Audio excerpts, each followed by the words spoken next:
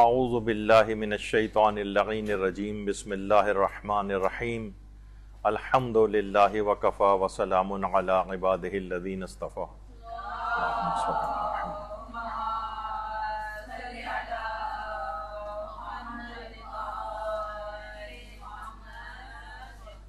مرجع علی قدر آیت اللہ سید علی حسینی سیستانی نے زمانہ غیبت امام زمانہ علیہ السلام میں مومنین کو کچھ خاص نصیحتیں فرمائی ہیں.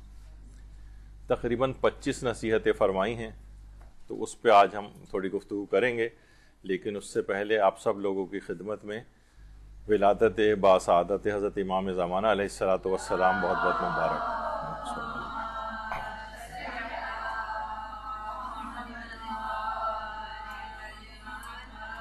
ایک طرف تو ولادت کی خوشی ہے کہ 1191 سال ہو گئے ہیں ہمارے امام زمانہ علیہ السلام کو پیدا ہوئے، اور دوسرا اسی دل کے اندر ایک فراق ہے کہ 1000 سال کی کلاس سے دوری اور جدائی ان سے ہے. اچھا، آیت اللہ سیستانی نے یہ باقاعدہ ان کی جو یہ ساری نصیحتیں ہیں یہ ان کے اپنے پیج کے اوپر بھی لگائی گئی ہیں. سوال کرنے والوں نے یہ سوال کیا ہے کہ 15 شعبان کی مناسبت سے مرجع علی قدر کی رائے بیان فرمائیں کہ وہ زمانہ غیبت میں کیا ذمہ داریاں مومنین کی پسند فرماتے ہیں یا بیان کرتے ہیں. اچھا، اب آیت اللہ سیستانی نے تقریباً 25 ذمہ داریاں بتائی ہیں، اور ان 25 ذمہ داریوں کو بیان کرنے کے بعد ایک جملہ کہا ہے جو ابھی میں شروع میں بتا دیتا ہوں تاکہ آپ کو اس کے اہمیت کا احساس ہو جائے. فرماتے ہیں کہ اگر ان تمام اعمال کے ساتھ جو انہوں نے بھی ذکر کیے ہیں 25 یا اس سے کچھ زائد، ان تمام اعمال کے ساتھ انتظار سچائی اور اخلاص کی دلیل ہوگا. یعنی اگر آپ یہ اعمال کو انجام دیں گے تو اس کا مطلب یہ ہے کہ آپ سچے منتظر امام ہوں گے، آپ کے اندر اخلاص عمل پایا جاتا ہے. یعنی ایسا نہیں کہ بس ایسی لاپرواہی والی زندگی گزار رہے ہیں اور کہہ رہے ہیں کہ ہم امام کا انتظار کر رہے ہیں. یعنی ہمیشہ ایک جو فضیلت ہے انتظار کرنے کی، یعنی فضائل کا حامل ہونا، یہ ذمہ داریوں کو ساقط نہیں کرتا ہے. بافضیلت ہیں ایسے افراد جو کہ انتظار کر رہے ہیں، لیکن انتظار کیسے کیا جائے؟ وہ فرماتے ہیں کہ ان اعمال کے اوپر آپ عمل کریں گے تو آپ کا انتظار سچائی کی دلیل ہوگا آپ کی، اور آپ کے اخلاص کی دلیل ہوگا. نہیں عمل کریں گے تو اس کا مطلب ہے کہ آپ سچے منتظر امام نہیں ہیں. پھر آگے فرماتے ہیں کہ اگر تقدیر الہی سے اسے زمانہ حضور امام زمانہ نصیب نہ بھی ہوا، تب بھی اللہ انہیں ان لوگوں کے ساتھ مشہور کرے گا جنہوں نے امام زمانہ کا زمانہ پایا، اور ان کی اطاعت و نصرت کی ہوگی، اور یہی بہت بڑی کامیابی ہے. یعنی اگر ان اعمال کو انجام دیا آپ نے، اور بالفرض عمر نے ہمارا ساتھ نہیں دیا، ہم اس زمانے تک زندہ نہیں رہے یہاں تک کہ امام زمانہ کا ظہور ہو، تو اللہ ان افراد کے ساتھ ان افراد کو مشہور کرے گا جنہوں نے امام زمانہ کا زمانہ پایا اور ان کی اطاعت اور نصرت کی. اور فرماتے ہیں یہی بہت بڑی کامیابی، اس سے بڑھ کر کامیابی کیا ہوگی. یہ انہوں نے آخر میں کہا. یہ تو ہم نے شروع میں آپ کو بتا دیا تاکہ اہمیت کا احساس ہو جائے کہ یہ جو 25 اعمال سے کوئی کچھ زائد بیان ہوں گے، ان کے اوپر عمل کرنے سے کیا فائدہ آپ کو ملنے والا ہے. اچھا، ایک بات اور ہمارے دماغ میں آتا ہے کہ امام زمانہ علیہ السلام جب تشریف لائیں گے، حکومت قائم ہو جائے گی، اس وقت جو ذمہ داریاں ان سے ہم لوگوں کو ملیں گی تو انشاءاللہ ہم وہ ذمہ داریاں اس وقت پوری کریں گے. علماء فرماتے ہیں کہ آج غیبت میں امام کے لیے کام کرنے والا ایسا ہی ہے جیسے ان کے ظہور کے بعد ان کی حکومت میں کام کر رہا ہو آج. یعنی ایسا نہیں کہ ہم سوچیں کہ بس اس زمانے میں ہی جو لوگ کام کریں گے وہی نہیں، بلکہ بعض دفعہ تو بعض علماء نے یہ بھی فرمایا کہ آج کل کے زمانے میں جو افراد امام زمانہ کے لیے کام کریں گے، ممکن ہے کہ ان سے فضیلت میں زیادہ ہوں جو ان کے حکومت کے اندر کام کر رہے ہوں. کیونکہ امام کا آنکھوں سے غائب ہونا اور پھر اس کے باوجود ان کے لیے ویسے ہی کام کرنا ایک بہت فضیلت والی بات ہے. تو جو آج آپ کام کریں گی ایسے ہی جیسے ظہور کے بعد آپ ان کی حکومت میں ان کے کارندے کے طور پر کام کر رہی ہیں. اچھا، اس کے لیے علماء نے ایک دلیل میں ایک واقعہ بھی بیان کرتے ہیں. محدث نوری یعنی جن کو مرزا حسین نوری طبرسی کہا جاتا ہے، کتنے مشہور و معروف عالم گزرے ہیں شیعت کے اور محدث تھے. ان کی کتاب ہے نجم الثاقب، جو کہ حضرت امام زمانہ علیہ السلام کے حالات کے اوپر ہے.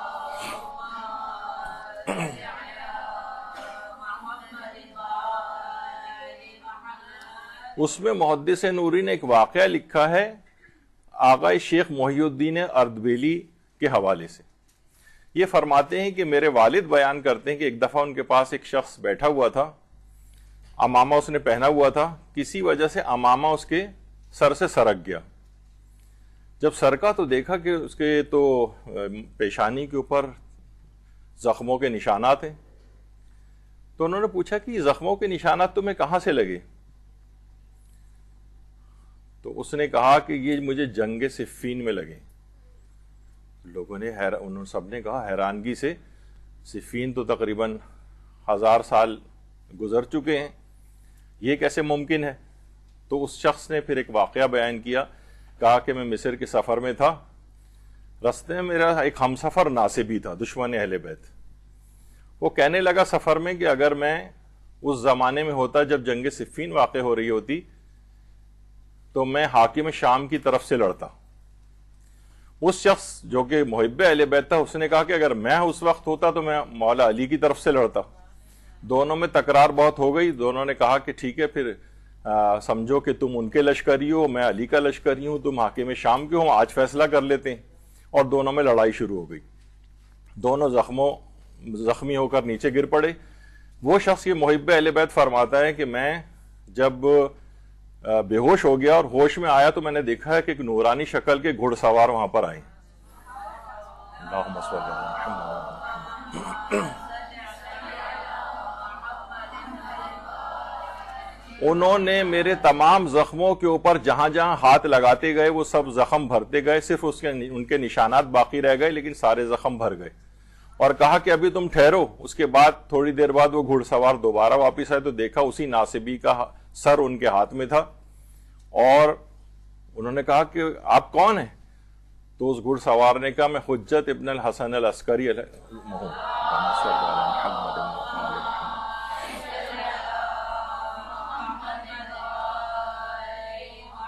میں تمہارے زمانے کا امام ہوں. جو کوئی بھی ہماری نصرت کرتا ہے ہم بھی اس کی نصرت کرتے ہیں اور اللہ بھی اس کی نصرت کرتا ہے.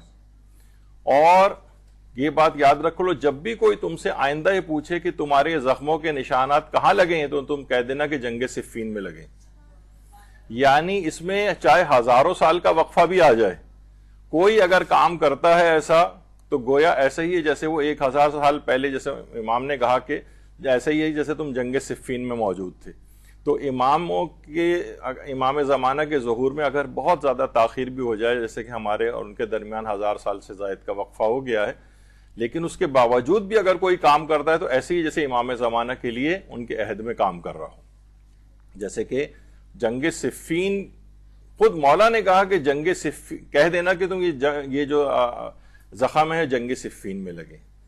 تو یہ بات یاد رکھ لیجئے کہ جو بھی آج کوئی کام کرے گا یہ مت سوچے کہ بس ہم ایک ایسے دور کے اندر زندگی گزاریں. نہیں، وہ ایسے ہی ہے جیسے امام زمانہ کے اپنے کارندے کے طور پر ان کی حکومت میں کوئی ان کی خدمت انجام دے رہا ہو. اب آیت اللہ سیستانی کی طرف آ جائیے کہ جو ان کی نصیحت ہے، اس میں سب سے پہلی جو انہوں نے بات بیان کی ہے وہ فرماتے ہیں کہ امام زمانہ علیہ السلام اللہ کی طرف سے مقرر کردہ امام ہے. اچھا، یہ تو سب کو پتہ ہے، اتنی بظاہر بڑی عام سی بات لگ رہی ہے، لیکن آج کل جو یہ سینیریو چل رہا ہے اس کے اندر بہت زیادہ ریلیونٹ بھی لگ رہی ہے. ابھی کچھ ہی عرصے پہلے اسماعیلی فرقے کے ایک خود ساختہ جو امام تھے ان کا انتقال ہوا، تو بہت سے لوگوں نے، مومنین نے کمپیریزن شروع کر دیا کہ امام زمانہ اور مثلا آغا خان میں وہ تھا نا، مولا بھی افسوس کرتے تھے کہ آج یہ زمانہ آ گیا کہ میرا نام حاکم شام کے نام کے ساتھ لیا جانے لگا ہے. اور ان کے سسٹم کی بہت تعریفیں ہو رہی ہیں کہ دیکھیے ان کا سسٹم کتنا اچھا ہے، کتنے منظم لوگ ہیں، اور امام تو وہی ہوتا ہے جو ظاہر بظاہر ہوتا ہے. تو سب سے پہلی بات تو یہ بات یاد رکھ لیجئے، دیگر ان سے ان کا کمپیریزن یوں نہیں ہو سکتا آیت اللہ سیستانی نے لکھا یہ بات سمجھ لیجئے اور جان لیجئے اور اس بات کا یقین رکھنا واجب ہے کہ امام زمانہ اللہ کی طرف سے مقرر کردہ امام ہے. انہیں یہاں پر یہ تو لوگ ان کو بنا رہے ہیں. مثلا جو اس سے پہلے پرنس کریم تھے وہ 25 سال کی عمر میں کسی جگہ پہ موجود تھے, ان کو فون کال آئی کہ آپ کو امام منتخب کر لیا گیا ہے. اور اسی طریقے سے مثلا ان کے بیٹے کو, تو یہ اللہ کی طرف سے مقرر کردہ نہیں, تو ان کا مقابلہ امام زمانہ علیہ السلام سے ہو رہا ہے. ذرا ظاہر چھوٹی کمیونٹی ہے, پیسہ زیادہ آ گیا اور کچھ آرگنائزڈ بھی ہیں, تو یہ کہا جانے لگا کہ دیکھیے ان کا سسٹم آف امامت کتنا مضبوط ہے. بھائی امامت تو پورا تو باطل ایک چیز ہے نا, یعنی ان کی وہ اللہ کی طرف سے مقرر کردہ تو نہیں ہے. سسٹم کے لحاظ سے تو بہت سے باطل فرقے کافی منظم ہیں. مثلا قادیانیوں کو ہم یہ کہہ سکتے ہیں کہ ماشاءاللہ کتنا ان کا سسٹم, نظام نبوت و رسالت کتنا ان کا مستحکم ہے. سب لوگ ایک دوسرے سے جو ہے وہ پروئے ہوئے ہیں کہ لڑی کے اندر, یہ تو نہیں کہا جائے گا نا. اسی طریقے سے یہودیوں کا سسٹم بھی, سارے دنیا کے یہودی ایک سسٹم کے تحت ہیں. تو یہ کمپیریزن امام زمانہ علیہ السلام سے کر کے یہ شکوک و شبہات شیعہ افراد کی طرف سے بھی ڈالے جا رہے ہیں. تو آیت اللہ سیستانی نے پہلی بات یہ فرمائی کہ امام زمانہ اللہ کی طرف سے مقرر کردہ امام ہے, لوگوں کے بنائے والے نہیں ہیں. اسی طریقے سے اگلا جملہ انہوں نے کہا کہ حکمت الہی کا تقاضا یہ ہے کہ وہ نگاہوں سے پوشیدہ رہیں. یہ دوسرا اعتراض سب سے بڑا بعض شیعہ ممبروں کی طرف سے کیا جا رہا ہے کہ امام تو ہوتا ہی وہ ہے کہ جو ظاہر بظاہر ہو, نگاہوں سے پوشیدہ نہ ہو. خانیوں کا امام ظاہر بظاہر ہے, آنکھوں سے پوشیدہ نہیں ہے. کمپیریزن کیا جا رہا ہے اس طرح سے. تو دیکھیے فرماتے ہیں حکمت الہی کا تقاضا ہی. ہمارے چھٹے امام جعفر صادق علیہ السلام فرماتے ہیں اللہم صلی علی محمد.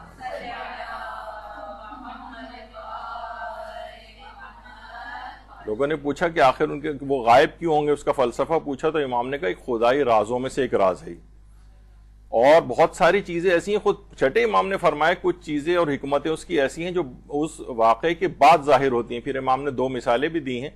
کہا کہ موسیٰ و خضر کا واقعہ جو قرآن میں ہے, جس وقت خضر نے اس بچے کو قتل کیا تو اس وقت حکمت پتہ نہیں تھی, بعد میں جا کے پتہ چلی کہ حضرت خضر نے ایک بچے کو قتل کیوں کیا تھا, وہ دیوار کیوں بنائی تھی جو دیوار گرنے والی تھی, اس کا بہت بعد میں پتہ چلا. تو جب امام زمانہ ظہور کریں گے, ابھی ہم نہیں بتا سکتے, اللہ کی حکمت نہیں ہے کہ ان کی غیبت کی وجوہات بتائی جائیں. جب گزر جائے گا یہ اور ان کا ظہور ہو جائے گا, پھر پتہ چلے گا کہ ان کی اتنی طولانی غیبت کیوں تھی. تو حکمت الہی کا تقاضا یہ ہے کہ نگاہوں سے پوشیدہ رہیں. تو وہ یہ اعتراض ہو رہا ہے کہ بھئی ایسے امام کا پھر فائدہ کیا ہے, اور ایسے امام جو ہے وہ لوگ اتنے قتل ہو رہے ہیں اور امام سامنے نہیں ہیں. تو دیکھیے یہ تو اس وقت بھی تھا, یعنی یہ جو غیبت کا جو اس لحاظ سے فلسفہ ہے. جابر بن عبداللہ انصاری نے رسول اللہ صلی اللہ علیہ وآلہ وسلم سے پوچھا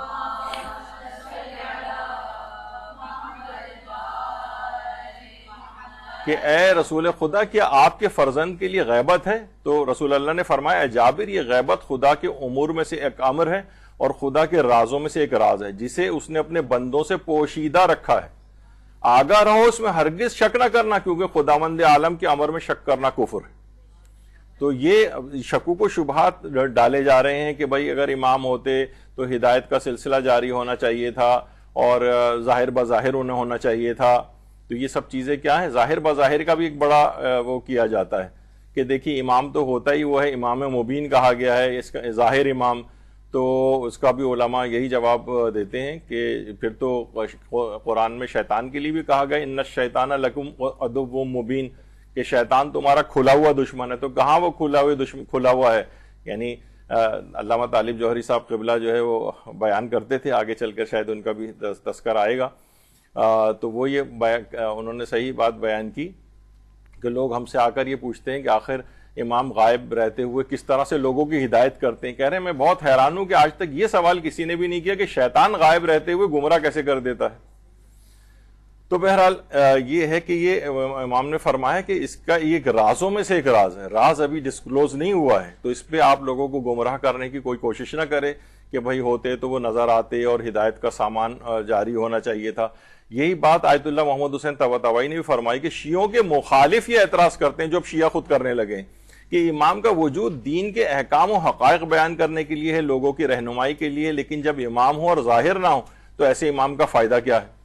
تو فرماتے ہیں ہمارا اعتقاد یہ ہے اور ہم اس کی دلیل بھی رکھتے ہیں کہ امام امامت کے تمام پہلوؤں کو انجام دینے کے لیے ضروری نہیں کہ ظاہر ہوں، جیسے کہ امام زمانہ نے خود شیخ مفید سے فرمایا تھا تم اپنا فتویٰ دے دو، اختلاف ہونے کی صورت میں ہم تمہاری مدد کریں گے۔ یہ آیت اللہ طباطبائی فرماتے ہیں امام کی تمام اہم ترین رہنمائیوں میں سب سے اہم معنوی اور باطنی رہنمائی، ضروری نہیں کہ امام ظاہر بظاہر سامنے ہی ہوں، امام پردہ غیبت میں رہتے ہوئے کتنی روایات آئی ہیں کہ جس طرح سورج بادلوں کی اوٹ میں رہتے ہوئے تمام فیوز اس کے ہم تک پہنچتے ہیں، اسی طریقے سے امام کی ذات بھی ہے۔ تو یہ اس طرح سے ظاہر بظاہر اسماعیلیوں کے امام سے کمپیریزن کرتے ہوئے امام زمانہ کو ڈیگریڈ کرنا، یعنی آپ دیکھیں اگر کوئی شخص اس طرح سے کر رہا ہو تو سمجھ جائیں کہ یہ امام زمانہ سے آپ کو ہٹانا چاہ رہا ہے۔ تو بہرحال یہ سب سے اہم ایک اس میں رہنمائی ہے۔ اور یہ والی بات بھی جو کہی جاتی ہے کہ بھئی اتنے مظالم ہو رہے ہیں، وہ اپنی آنکھوں سے جو ہے وہ دیکھ رہے ہیں، امام تو وہ ہوتا ہے جو اس طرح سے لوگوں کو بھی بچائے آ کر، تو یہ بھی بات یاد رکھ لیجئے کہ جب خاندان عمار یاسر جو تھا، حضرت یاسر جو ان کے والد تھے، عمار یاسر کی والدہ سمیہ جو پہلی خاتون شہیدہ شمار ہوتی ہیں، اور مقبرۃ الشبیکہ جو خانہ کعبہ کے مسجد الحرام کے بالکل سامنے ایک قبرستان ہے جس میں لوگ زندہ دفن کیا کرتے تھے اپنی بیٹیوں کو، وہیں پر ان کی قبر بھی ہے۔ یہ دروازہ بند کر دیں۔ تو اس طریقے سے ظاہر بظاہر تو رسول جب گزرتے تھے پیغمبر اسلام تو خاندان یاسر کو شکنجوں میں کسا ہوا ہوتا تھا اور دھوپ میں ان کو جو ہے وہ اذیتیں پہنچائی جا رہی ہوتی تھیں، تو پیغمبر اسلام کیا کہتے تھے؟ کہتے تھے کہ اے خاندان یاسر صبر کرو اور جان لو کہ تمہاری منزل جنت ہے، اور یہ کہہ کر گزر جاتے تھے۔ اگر کوئی آج کا معترض ہوتا ہے وہ یہ کہتا کہ یا رسول اللہ آپ تو ایک اشارے سے چاند کے بھی 2 ٹکڑے کر دیتے ہیں، تو یہ خاندان یاسر کو آپ نہیں بچا سکتے، کہہ کے چلے جاتے ہیں کہ صبر کرو خالی۔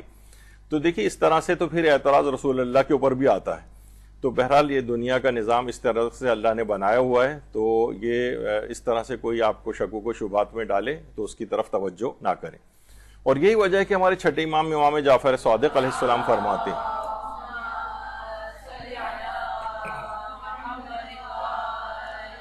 کہ غیبت کے زمانے میں امتحان لوگوں کو اس طرح ہلا کر رکھ دے گا کہ بہت سارے اس حساس اور نازک موڑ پر منہ پھیر لیں گے۔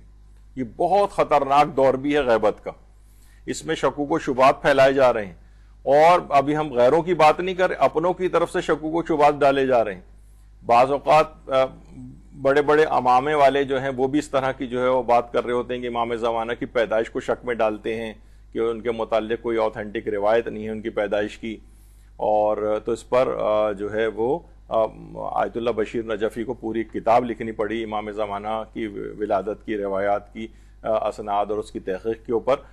تو اس طرح سے جو چیزیں کہی جا رہی ہیں، تو یہ بڑا زمانہ ایسا ہے کہ اس میں شکوک و شبہات کا ہے۔ یہ دور بہت زبردست شبہات کا دور ہے، اس کے اندر بڑی خصوصیت ہے کہ آپ خاص طور پر اس میں جو ہے وہ دماغ میں رکھیں کہ اس طرح سے بہکایا جا سکتا ہے، جبکہ ان کے لیے ملتا ہے امام زمانہ علیہ السلام کے لیے کہ السلام علیکہ یا مذل الکافرین المتکبرین الظالمین، سلام ہو اس کے اوپر جو کافروں کو ذلیل کرنے والا ہے، متکبروں کو ذلیل کرنے والا ہے اور ظالموں کو ذلیل کرنے والا ہے۔ تو ایک دن ایسا آئے گا جب یہ سارے اس انداز سے مکمل طور پر ذلت و خواری کو منہ دیکھیں گے۔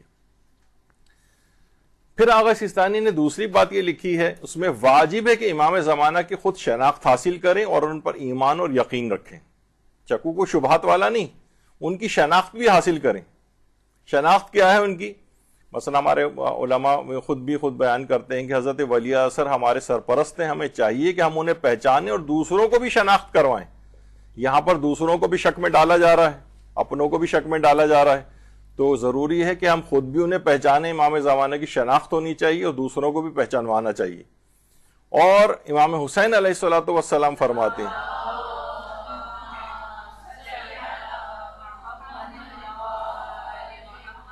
امام زمانہ کو کیسے پہچانیں گے؟ فرماتے ہیں امام مہدی کو تم امام مہدی کے سکون و وقار سے اور حلال و حرام کے سلسلے میں آپ کے علم سے، اور لوگوں کو ان کی ضرورت اور لوگوں سے آپ کی بے نیازی کے ذریعے پہچانو گے۔ اس میں خاص طور پہ کیا ہے کہ حلال و حرام کے مسئلے میں آپ کے علم سے، آپ باطل فرقوں کی جو امام جن کے لیے بہت زیادہ لوگ آج کل دعائے خیر دعائے مغفرت اور پتہ نہیں کیا کیا کر رہے ہیں، کل کو تو پھر یہ بھی ہوگا کہ غلام احمد قادیانی کے لیے بھی دعائے مغفرت شروع ہو جائے گی، اگلی دفعوں میں ہو سکتا ہے ان لوگوں ان افراد کے باطل پیشواؤں کے لیے اب نئے جو امام بن کے آئے، جو امام زمانہ کے مقابلے میں امام بن کے آئے ہیں، ان کے لیے لوگ دعائیہ کلمات لکھ رہے ہیں کہ اللہ ان کو توفیقات میں ان کی اضافہ کرے، اور سب یعنی پہچان ہی نہیں رہے۔ ٹھیک ہے، ایک وہ جو ایک ہم آہنگی ہوتی ہے مذاہب کے درمیان وہ ہونی چاہیے کہ کوئی کسی کو نقصان نہیں پہنچائے، لیکن آپ باطل کے اندر ضم تو نہ ہوں، آپ جو ہے وہ ان کا مقابلہ کر کے شیعت کو کم کر کے ان کے پاس تھوڑے سے پیسے آ گئے، منظم ہو گئے، تو آپ ان کو حاوی کرنے کی تو کوشش نہ کریں۔ تو کیا ہے کہ ان کے حلال و حرام کے سلسلے میں آپ کا علم، یعنی کس قدر امام کا علم ہوتا ہے شریعت کے متعلق، اور آپ ان افراد کو دیکھیں، اگر آپ ان سے شریعت کے صرف 2 رکعت نماز کا ہی جو ہے کچھ پوچھ لیں، یہ نہیں بتا سکتے، میں تو اس سے آگے بڑھ کر کہتا ہوں اگر ان سے صرف سورہ الحمد بھی سن لی جائے تو بھی جو ہے اگر یہ سنا دیں تو بہت بڑی بات ہے۔ تو یہ خصوصیت ہے کہ امام زمانہ کے علم کے اعتبار سے لوگ ان کو پہچانیں گے۔ اور امام علی رضا علیہ الصلوۃ والسلام فرماتے ہیں،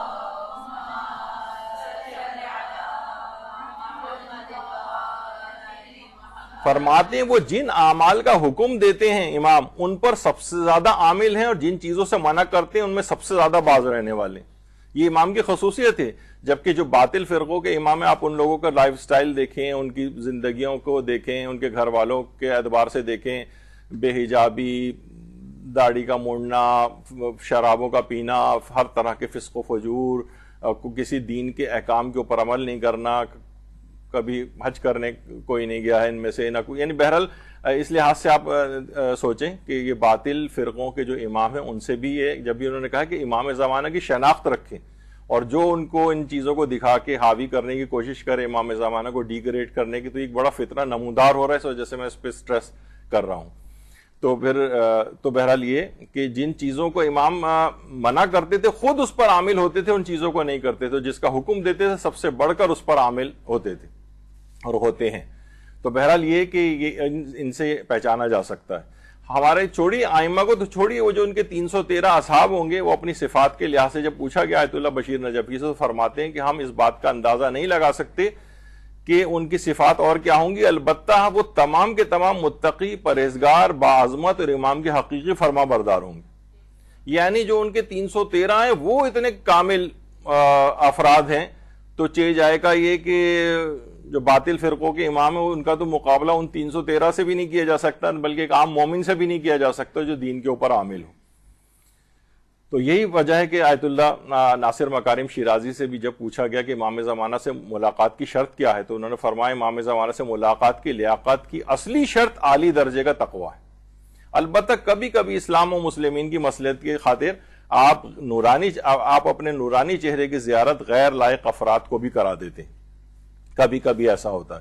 لیکن کیا ہے کہ علم اور تقوی، اعلی درجے کا تقوی ہو تو پھر وہ اس بات کی صلاحیت ہوتی کہ امام زمانہ سے وہ ملاقات کر سکے۔ تو ہمارے ہاں تقوی و پرہیزگاری کس قدر اہمیت ہے، جبکہ وہ افراد جو باطل فرقوں کے، ان کے اپنی شادی کی تقاریب میں کہا جاتا ہے کہ اتنی کسی بھی تقریب میں اتنی فراوانی کے ساتھ شراب سرو نہیں ہوئی تھی جتنی ان کی تقاریب میں ہوئی ہے۔ تو بہرحال پھر امام فرماتے ہیں، آیت اللہ سیستانی فرماتے ہیں کہ امام زمانہ علیہ السلام سے دوستی اور محبت کا اظہار کریں، خالی دل ول کی حد تک نہیں رکھنا ہے۔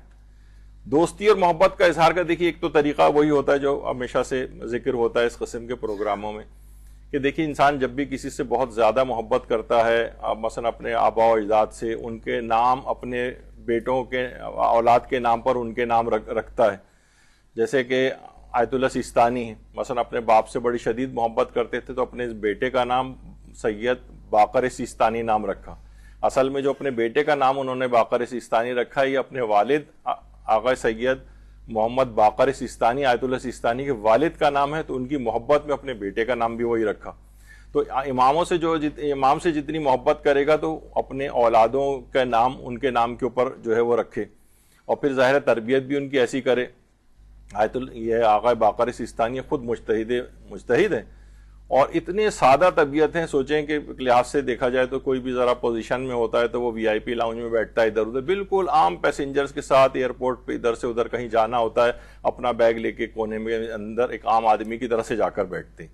اور جبکہ اجتہاد کی اس کے اوپر بھی فائز ہیں، اتنے بڑے ظاہر مرجع علی قدر کے بیٹے ہیں، لیکن کوئی پروٹوکول نہیں، وہی ائمہ کی سادہ زیستی ان لوگوں کی سیرتوں کے اندر نظر آتی۔ تو امام زمانہ علیہ السلام کے نبی نام کے نام پر، جیسے کہ مرزا حسین نوری نے کتاب نجم الساقی میں امام زمانہ کے 182 اسماء اور القاب کا ذکر کیا ہے۔ تو اپنی اولاد ڈھونڈ، اللہم صلی علی محمد و آل محمد۔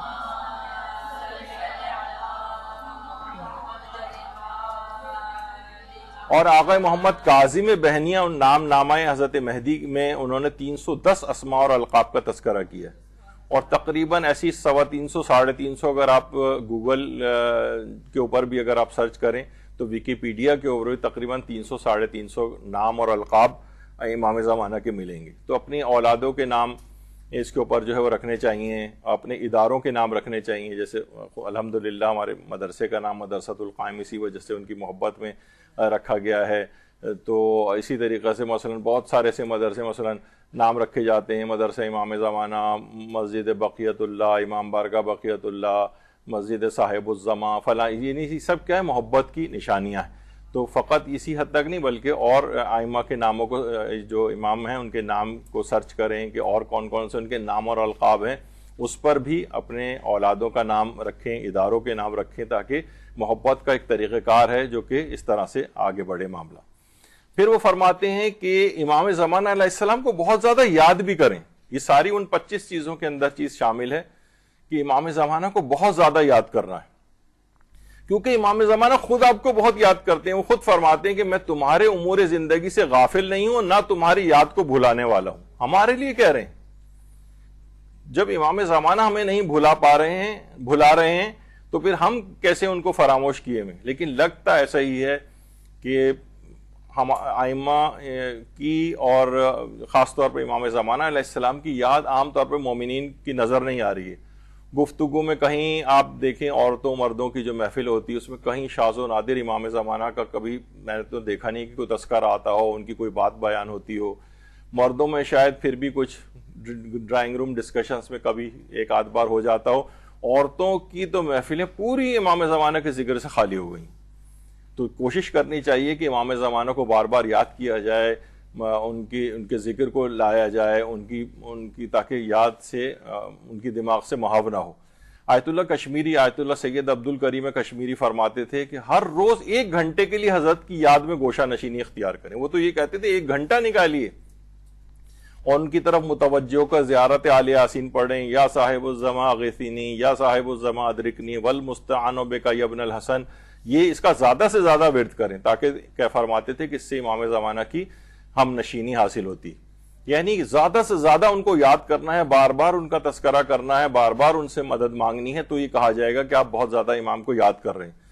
اور عرفا میں فرماتے ہیں کہ حضرت یعقوب نے 40 سال تک حضرت یوسف کی جدائی میں گریہ کیا تھا اور اپنے یوسف کو کھو دیا تھا اور نابینا ہو گئے تھے۔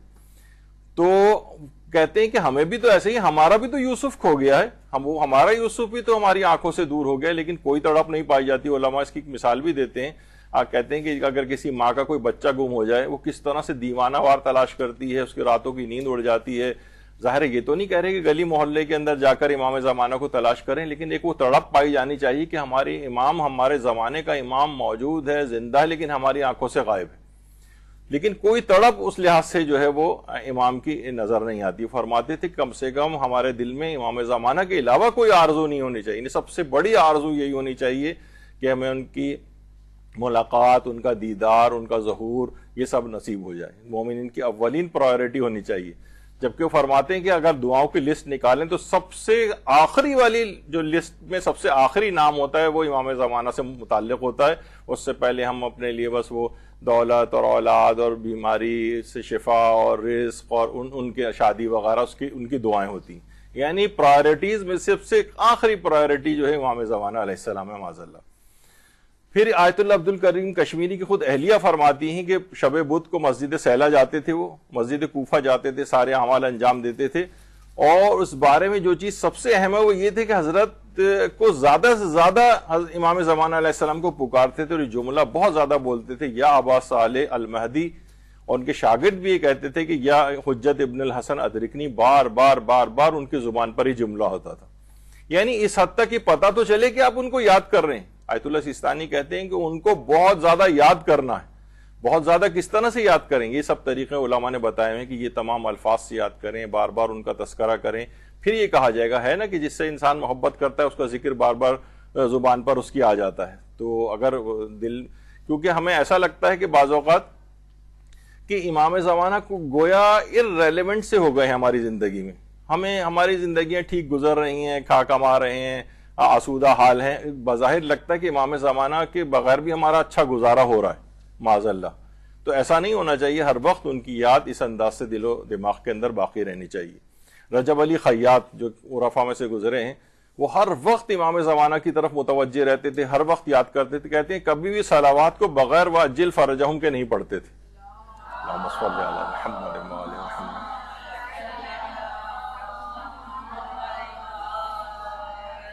اور جو بھی ان کی مجلس و محفل ہوتی تھی وہ کبھی بھی امام زمانہ کے ذکر سے خالی نہیں ہوتی تھی. ہر مجلس میں دعائے فرج پڑھی جاتی تھی. اور جب وہ انتقال ہونے والا تھا، معلوم تھا کہ اب میں دنیا سے جانے والا ہوں، تو اپنے دوستوں کو کہتے تھے اگر تم لوگوں کو امام زمانہ کا ظہور دیکھنا نصیب ہو جائے تو آقا کو میرا سلام پہنچانا. تو یہ اندازہ لگائیں کہ یہ ہوتی ہے یاد، ہر وقت دماغ میں یاد، ہر وقت ان کا ذکر. تو یہ کہا جائے گا کہ ہاں، جب ہی آیت اللہ سیستانی نے لکھا کہ بہت زیادہ امام زمانہ کو یاد کرنے کی ضرورت. ایسا نہ ہو کہ اپنے آپ کی زندگیوں سے مائنس ہو جائیں اور بس سال میں ایک دفعہ 15 شعبان آ جائے تو ہم جشن وشن کر کے اپنا جو ہے وہ ارمان پوری کر لیں اور پھر پورے 12 مہینے کے لیے امام زمانہ پھر غائب ہو جائیں آپ کی زندگی سے. تو یہ نہیں ہونا چاہیے. اور عرفہ میں سید ہاشم حداد جو آیت اللہ علی آقا قاضی طباطبائی کی شاگردوں میں سے تھے، یہ دلی توجہ ہمیشہ ولی اثر کی طرف ان کی مذکور رہتی تھی. کبھی ان کی زبان سے دعائے فرج ختم ہی نہیں ہوتی تھی. اور اٹھتے بیٹھتے ہر حال میں ان کی زبان پر یا صاحب الزماں یا صاحب الزماں ہوتا تھا. تو ہماری جس طرح ہماری زبانوں پہ ہر وقت ہوتا ہے مثلا یا علی کہہ رہے ہوتے ہیں، کوئی بچہ گر رہا ہوتا ہے، تو یہ والی چیز بھی ایک رائج ہونی چاہیے کہ امام زمانہ کو بھی مختلف انداز سے لوگ یاد کریں. ہر وقت زبان پر دعائیں ہوں، ان سے متعلق دعائے فرج، دعائے سلامتی امام زمانہ وغیرہ. بچوں کو بھی خاص طور پر ان کی تربیت کے اندر یہ ہونا چاہیے. ایسا نہ ہو کہ وہ ان کی زندگیاں میں امام زمانہ کے ذکر سے خالی ہو جائیں. ان کو قصائد یاد کروائیں اور منقبت امام زمانہ سے متعلق یاد کروائیں، ان کے متعلق ان کو باتیں بتائیں، سوالات کے جوابات بچوں کو دیں تاکہ شروع سے عقیدے مستحکم ہو جائیں اور بہکانے والے ان کو مختلف طریقوں سے بہکا نہ سکیں. کیونکہ آخری زمانے میں یہ کہا جاتا ہے کہ بڑا زبردست فتنہ ہوگا اور امام زمانہ سے لوگوں کو شکوک و شبہات ڈال کے ان کے عقیدے سے لوگوں کو ہٹایا جائے گا. تو امام زمانہ کو اس قدر یاد رکھنا ہے کہ ہر وقت ان کی یاد میں رہنا ہے. اور فقط اس پہ قرار نہیں آنا چاہیے کہ مثلا جو ہے ہم عریضے صرف ڈالتے رہیں، بلکہ ہمیں امام زمانہ علیہ السلام کے رخ زیبا کی زیارت، ان سے ملاقات، ان کے عہد میں زندگی گزارنا، اس کی تمنا بھی ہونا چاہیے اور اس سے بھی تھوڑا سا اور آگے بڑھنا چاہیے. البتہ ایک اور بھی فتنہ ہو رہا ہے آج کل عریضوں کے خلاف، جو کہ امام زمانہ سے رابطے کا ایک ذریعہ بیان کیا گیا اور کتنی روایات اس سلسلے میں آئی ہیں.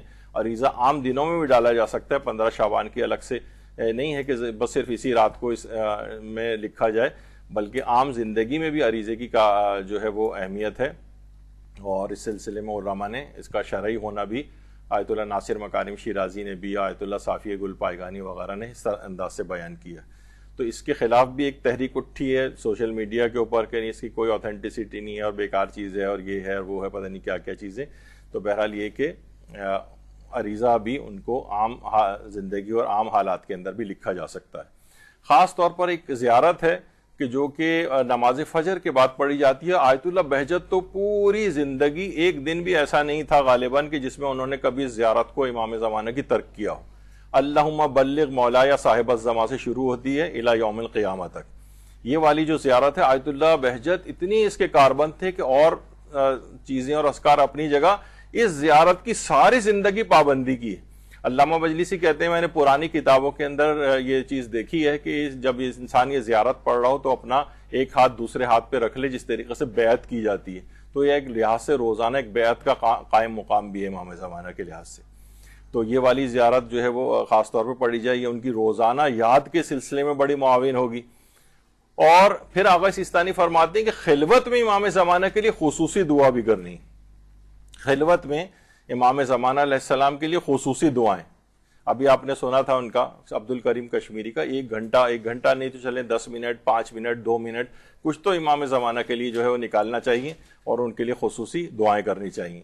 آیت اللہ بہجت بھی فرماتے تھے کہ ہماری تمام بیماریوں کا علاج دعا حضرت حجت کے ظہور کی دعا کے اندر پوشیدہ ہے۔ فرماتے ہیں روایات میں بھی بات آئی ہے کہ آخری زمانے میں تمام لوگ ہلاک ہو جائیں گے سوائے ان لوگوں کے جو ظہور حجت کے لیے دعائیں کرتے ہوں۔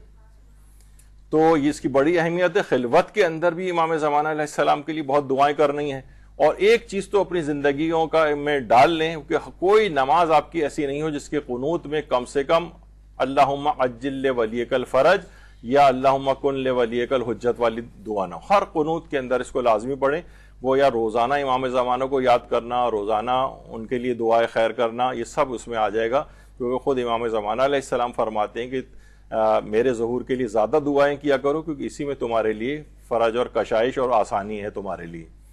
تو بہرحال یہ خصوصیت کے ساتھ ہے۔ آیت اللہ بہجت یہ بھی فرماتے تھے کہ آخری زمانے میں گمراہی سے بچنے کا بہترین عمل دعائے فرج امام زمانہ ہے۔ اس سے مراد وہ والی دعا ہے الہی عظم البلاء والی۔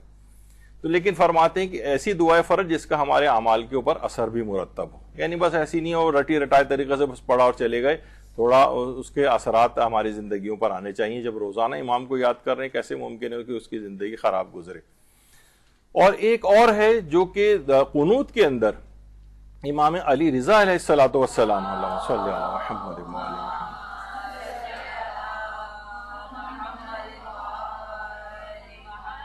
نماز جمعہ کے قنوت، یا مثلا اگر نماز جمعہ نہیں پڑھی جا رہی تو ظہر کے قنوت میں، یہ خود امام رضا علیہ الصلوۃ والسلام کی سیرت میں بھی ہے کہ روز جمعہ ظہر یا جمعہ جو بھی ان کا نماز ہوتی تھی اس کے اندر وہ اس کے قنوت میں یہ والی دعا امام زمانہ علیہ السلام کے لیے ضرور پڑھتے تھے، اللہم اصلح عبدک، یہاں سے لے کر انک علی کل شیء قدیر تک۔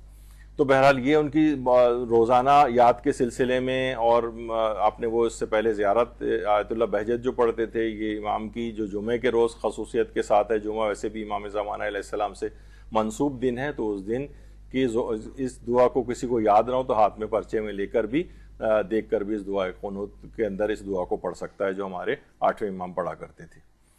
پھر یہ میں اپنی طرف سے اس میں کیونکہ امام کی یاد آ رہی ہے تو اس سے یہ آیت اللہ سیستانی نے الگ سے تو نہیں لکھا ہے، لیکن یہ اس میں شامل یہ کر دیا گیا حضرت حجت کو اپنے نیک اعمال ہدیہ کریں، یعنی حتیٰ کہ اپنے مستحب اعمال بھی اور اپنے واجب اعمال بھی،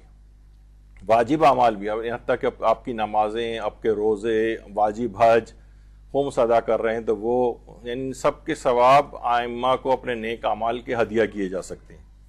اچھا، بہت سے لوگ اس کے اندر بہت عجیب و غریب باتیں جب کہتے ہیں کہ ان کو ہدیہ کریں تو سوچتے ہیں ان کو کون سے ہمارے ہدیے کی ضرورت ہے۔ ان کو ضرورت نہیں، ہمیں ضرورت ہے کہ ہم ہدیہ پیش کریں۔ مثلا امام کے پاس لوگ آتے تھے تو امام جو ہے وہ زمزم ان سے طلب کرتے تھے، ہدیہ قبول کرتے تھے، اجوا کھجور کا ہدیہ، جو بھی امام کے پاس ہدیہ لاتا تھا امام قبول کرتے تھے۔ تو جب وہ مادی چیزیں قبول کرتے تھے تو یہ تو آپ نیک اعمال اور یہ سب چیزیں ان کو ہدیہ کر رہے ہیں۔ تو آیت اللہ وحید خراسانی فرماتے ہیں روزانہ صبح اور رات سونے سے پہلے 11 مرتبہ سورہ توحید پڑھ کر امام زمانہ کو ضرور ہدیہ کریں۔ فرماتے ہیں یہ عمل آپ کی روح کے لیے ایک اکسیر احمر بن جائے گا۔ کہہ رہے ہیں یہ ایسا ہدیہ ہے، اس کا اتنا خاص اثر ہے، یہ ہدیہ کبھی امام کی بارگاہ سے رد نہیں ہوتا ہے۔ روزانہ جب 11 مرتبہ صبح اور شام امام کی خدمت میں آپ کا یہ ہدیہ پہنچے گا تو ہر بار ہدیہ پہنچنے پر امام زمانہ کی عنایات اور آپ ان کی نور نگاہ کے اندر آ جائیں گی، یعنی ان کی نظر میں آ جائیں گی کہ بار بار اگر کوئی شخص آپ کو بھی روزانہ صبح و شام ہدیے لا کر پیش کرے تو آپ کی نگاہ میں بھی اس کا ایک مقام ہو جاتا ہے، آپ منتظر بھی ہوتے ہیں بعض اوقات، کیا بات ہے کہ آج صبح والا جو تھا شام کو ہدیہ نہیں آیا، روزانہ تو آتا ہے۔ تو اسی طریقے سے روزانہ صبح اور رات کو سونے سے پہلے 11 مرتبہ سورہ توحید پڑھیں۔ اور یہ بھی فرماتے تھے آیت اللہ وحید خراسانی کہ روزانہ سورہ یاسین پڑھ کر بھی امام زمانہ کو ہدیہ کریں تو اس سے دنیا و آخرت کی ہر سعادت اور خیر حاصل ہو جاتی ہے۔ تو یہ دو چیزیں خاص طور پر آپ کو یاد رکھنی ہیں۔ اور یہ بھی ہے کہ نماز جمعہ کے بعد 7 مرتبہ اگر کوئی یہ کہے کہ اللہم صلی علی محمد و آل محمد وعجل فرج آل محمد، تو وہ شخص حضرت کے اصحاب اور مددگاروں میں بھی شامل ہو جاتا ہے۔ تو یہ اپنے اس کے اندر رکھنا چاہیے، نماز جمعہ کے بعد 7 مرتبہ یہ والے جملے اسے کہنے چاہیے۔ اچھا دیکھیے خالی ہماری تو دعائیں نہیں ہیں، حضرت عیسیٰ کے متعلق کہا جاتا ہے وہ بھی دعائیں کرتے ہیں. ایک شعر کسی نے بڑا اچھا کہا کہ مریم سے عیسیٰ کہتے ہیں اماں دعا کریں ہم ایک نماز مہدی کے پیچھے ادا کریں.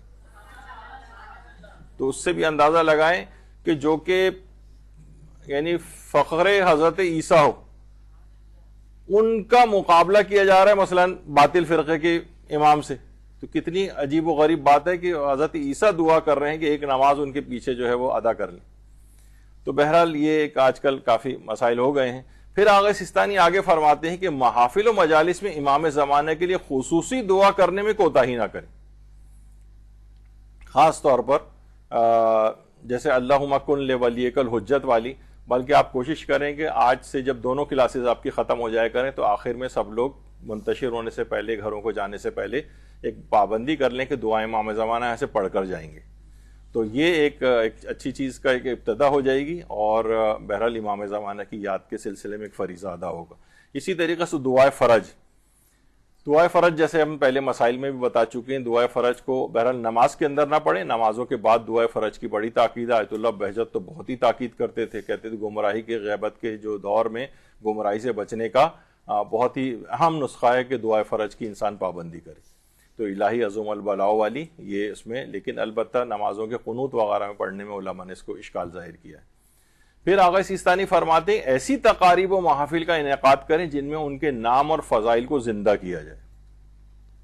یعنی ایسی محافل ہونی چاہیے، ایسی چیزوں کو آرگنائز کرنا چاہیے. خواتین اپنے علاقے کے اندر، اپنے گھر کے اندر چھوٹی چھوٹی ایسی تقاریب ہوں، پورے بس صرف 15 شعبان تک نہیں بلکہ عام دنوں میں بھی، سال میں بھی امام زمانہ علیہ السلام کے لیے ایسی تقاریب و محافل کا انعقاد کریں.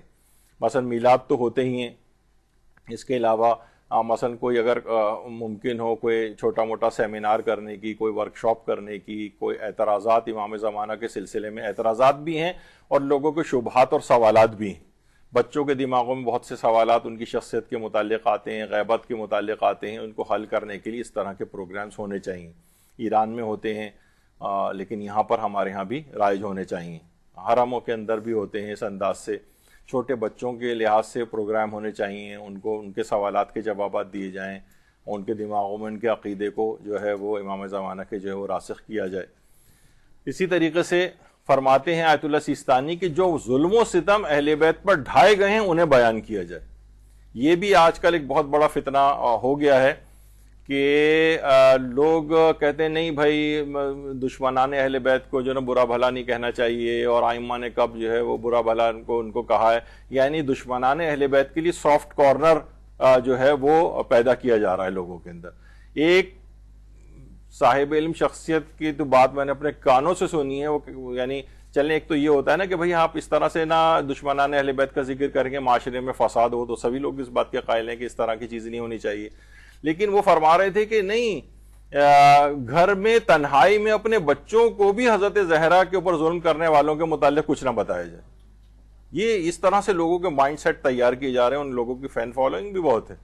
تو وہ نوجوان بچے اس طرح سے جو ہو رہے ہیں، تو یہ آقا سیستانی فرماتے جو ظلم و ستم اہل بیت پر ڈھائے گئے ہیں انہیں بیان کیا جائے. الگ سے بھی انہوں نے فرمایا ہے اس بات کو کہ آخری جو پیراگراف ہے کہ ایسی تقاریب و مجالس برپا کرنے کے لیے کوشاں رہیں جن میں امام زمانہ اور ان کے آباء و اجداد کا نام زندہ رکھا جائے، اور جو ظلم و ستم ان ہستیوں پر ڈھائے گئے ہیں انہیں بیان کیا جائے. البتہ اس کے احتیاط کا تقاضا رکھتے ہوئے کہ ظاہر وحدت متاثر نہ ہو یا فساد برپا نہ ہو. لیکن ایسا نہیں کہ ہم اس وحدت کی اس میں اپنے عقائد ہی کے ساتھ اور حضرت زہرا کے اوپر ظلم کرنے والوں کا ہی آپ ان کو ان کی حمایت میں اور سافٹ کارنر پیدا کر دیں اور بالکل جو حق اور باطل خلط ملط ہو جائے. یہ تو نہیں کرنا چاہیے. اچھا، آغا سیستانی سے پوچھا بھی گیا جبھی کہ جو دشمنان اہل بیت ہیں ان کے اوپر لعن کرنا کیسا ہے، تو انہوں نے جواب دیا مستحب است، یعنی ثواب ہے. اور اس کے اندر یہ نہیں کہ جس طریقے سے آج کہا جا رہا ہے کہ نہیں لعن تو بالکل ہی نہیں کرنی چاہیے، اور بہت سارے اس کے اوپر اعتراضات، سوشل میڈیا بھی بھرا ہوا ہے ایسے تمام افراد کے. اس سے تو ان باطل افراد کی ان باتوں میں نہ آئیں، ورنہ یہ عقائد آپ کے سارے مسخ کر دیں گے. ابھی آگے چل کر آئے گا کہ آقا سیستانی نے عقائد کے سلسلے میں بھی کیا فرمایا. پھر دیکھیے رسول اللہ صلی اللہ علیہ وآلہ وسلم فرماتے ہیں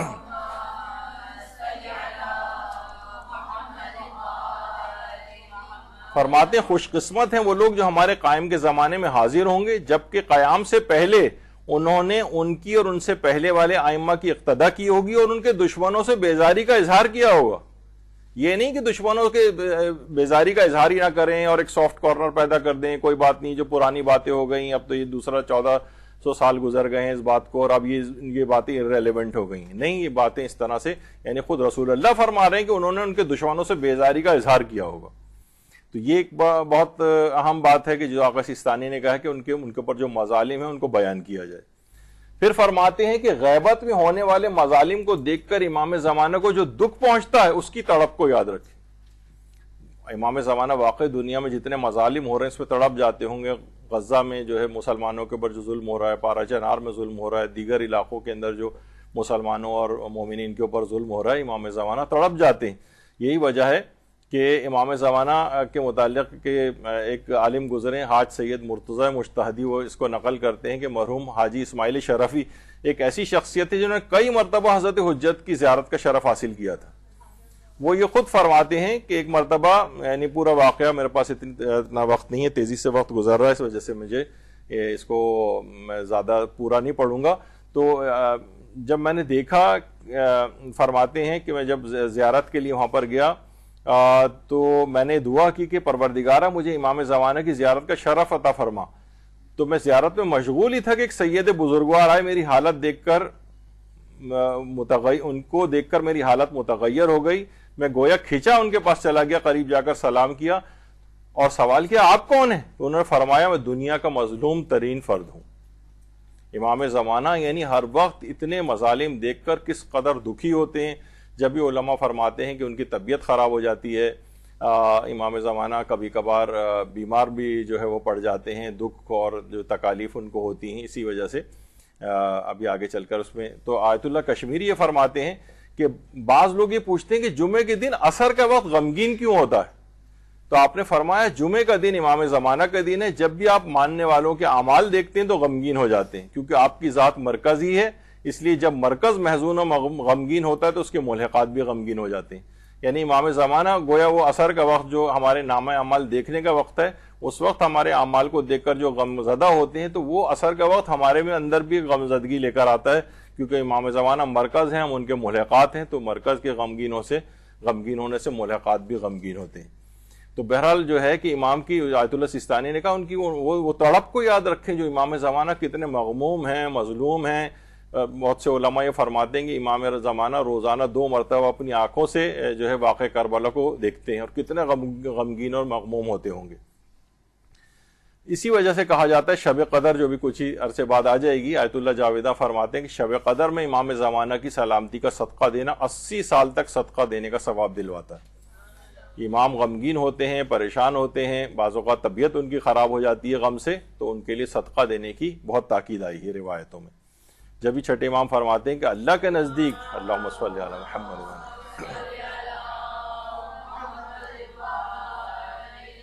اللہ کے نزدیک امام کے لیے مال خرچ کرنے سے زیادہ محبوب کوئی چیز نہیں ہے۔ جو بھی اپنے مال سے 1 درہم امام کی خاطر خرچ کرے گا، خدا بہشت میں احد کے پہاڑ کے برابر اسے بدلہ دے گا۔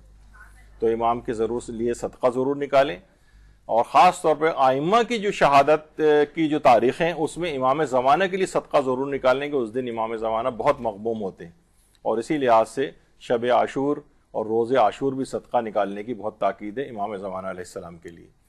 جب بھی آیت اللہ اسد اللہ تیاری فرماتے تھے کہ امام زمانہ کی محبت 3 طریقوں سے حاصل ہو سکتی ہے۔ فرماتے ہیں ایک تو امام زمانہ سے توسل کے ذریعے، دوسرا نماز امام زمانہ وہ ایاک نعبد و ایاک نستعین جس میں 100 دفعہ پڑھا جاتا ہے وہ، اور تیسری جو ہے وہ امام زمانہ کی سلامتی کا صدقہ دینے سے۔ اچھا، پھر آقا سیستانی فرماتے ہیں کہ دینی انحرافات کی اصلاح میں امام زمانہ کا خاص ہدف و جذبہ و تڑپ کو یاد رکھیں۔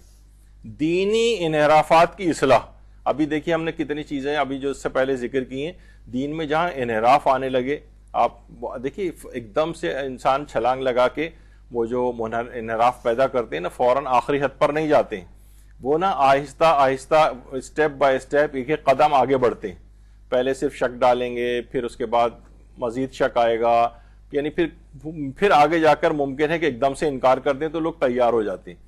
جیسے فرعون کے متعلق بھی ہے کہ اس نے دعوی خدائی ایک دم سے نہیں کیا تھا. اس کے حامان جو وزیر تھا اس نے کہا تھا کہ ابھی فوراً تم دعوی خدائی کرو گے تو لوگ نہیں مانیں گے, تو تم ایسا کرو کہ جتنے بھی اسکولز اور مدارس ہیں سب ختم کر دو. تقریباً 50 سال تک جب مدارس بالکل ختم ہو گئے, پڑھائی لکھائی بالکل ختم ہو گئی, پوری جاہل قوم تیار ہو گئی, اس کے بعد اس نے دعوی خدائی کیا تو سب نے مان لیا. تو یہ سٹیپ بائی سٹیپ ہوتا ہے اور آہستہ آہستہ معاملہ آگے بڑھتا ہے. تو ٹو نپ ان دا بڈ, بہت شروع میں ہی انحراف کی جو ہے وہ تشخیص کر لینی چاہیے کہ یہ وہ ہے نا خشت اول چون عہد معمار کج تا سوریا میراوت دیوار کج, پہلی اینٹ ہی ٹیڑھی رکھ دی گئی ہو اگر عمارت کی تو آسمان تک بھی اس کو لے جائیں نا تو وہ ٹیڑھی رہے گی اور انحراف اتنا ہی زیادہ بڑھ جائے گا. تو خاص وہ فرماتے ہیں کہ جو دینی انحرافات کی اصلاح میں امام زمانہ کا خاص ہدف ہے کہ انحراف نہیں ہونے پائیں, اور وہ ان کا ایک جذبہ اور تڑپ ہے. تو اس کے لیے پھر انحرافات کے خلاف بھی آپ کو کام کرنے کی ضرورت ہے, تاکہ کیونکہ امام زمانہ بہت تڑپ جاتے ہیں جب دین کے اندر انحرافات دیکھتے ہیں.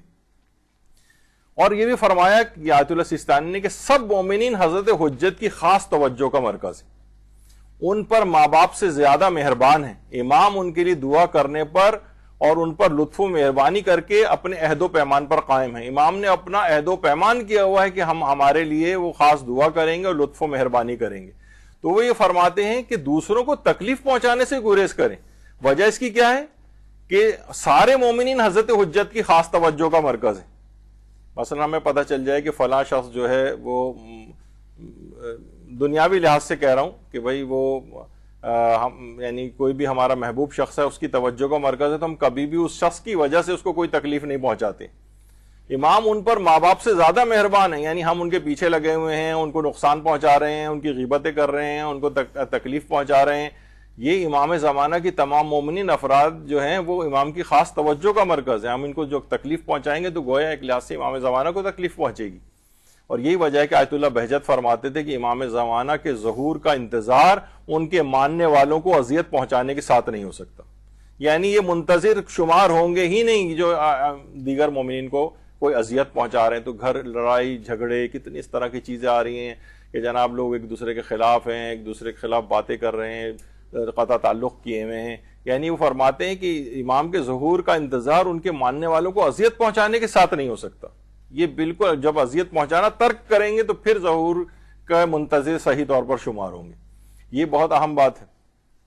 پھر آیت اللہ سیستانی فرماتے ہیں کہ سزاوار یہ ہے کہ اپنی حاجات کے پورا ہونے اور مشکلات کے دور ہونے کے لیے حضرت حجت کا توسل اختیار کریں. یعنی جو آپ یہ آپ کی زندگیوں میں رائج ہونا چاہیے, جو مشکل آ جائے, جو پریشانی آ جائے, آپ حضرت حجت کا توسل اختیار کریں, اللہ کو ان کا واسطہ دیں. امام زمانہ علیہ السلام سے ڈائریکٹ بھی مدد طلب کر سکتے ہیں. اور تو فرماتے ہیں کہ یہ اس کو کرنا چاہیے, ذمہ داریوں میں سے ایک ذمہ داری ہے. شیخ محمد تقی بافقی یہ اس قدر مجاہد آدمی تھے اور اتنے متقی و پرہیزگار عالم تھے. شہر رے جو ہے ایران کا, وہاں پر ان کی قبر ہے. امام خمینی فرماتے تھے کہ اگر کوئی شہر رے جانا چاہے تو حضرت شاہ عبد العظیم کی زیارت کے بعد اسے آقا شیخ محمد تقی بافقی کی قبر پہ بھی جانا چاہیے. اتنی اہمیت ہے ان کی شخصیت کی. آیت اللہ سید محمد رضا گل پائیگانی فرماتے ہیں کہ آیت اللہ شیخ عبد الکریم حائری جنہوں نے قم کا حوزہ علمیہ قائم کیا تھا, ان کے پاس آقا شیخ تقی بافقی آئے اور کہا کہ طالب علم تقاضا کر رہے ہیں کہ ان کے لیے سردیوں کی عبائیں کچھ چاہیے, پھٹ گئی ہیں ان کی عبائیں, اور وہاں پر شدید سردی برف باری بھی ہوتی ہے, تو طالب علموں کے لیے ہلکی عبا سے کام نہیں چلے گا, 400 عبائیں طالب علموں کے لیے چاہیے. آیت اللہ شیخ عبد الکریم حائری نے فرمایا کہ اتنے پیسے تو میرے پاس نہیں ہیں. انہوں نے کہا پھر آپ امام زمانہ علیہ السلام سے کہیں. کہا کہ میرے پاس کوئی ذریعہ نہیں ہے کہ میں امام زمانہ سے یہ بات کہہ سکوں. تو آقا شیخ تقی بافقی نے کہا, ان کی سیرت بھی تھی, جب بھی کوئی مشکل ہوتی تھی فوراً مسجد جمکران جاتے تھے, حضرت سے متوسل ہوتے تھے اور حاجت بھر آتی تھی. کہا کہ میں ابھی جمکران جاتا ہوں, روز جمعہ تھا, اور کہا کہ میں امام زمانہ سے درخواست کرتا ہوں. وہاں سے جب جمکران سے واپس آئے تو چہرہ ان کا بالکل گویا تمتما رہا تھا, اور کہا کہ حضرت امام زمانہ علیہ السلام نے وعدہ کر لیا ہے کہ کل ہفتے کے روز 400 عبائیں تم تک پہنچ جائیں گی. اللہم صلی علی محمد.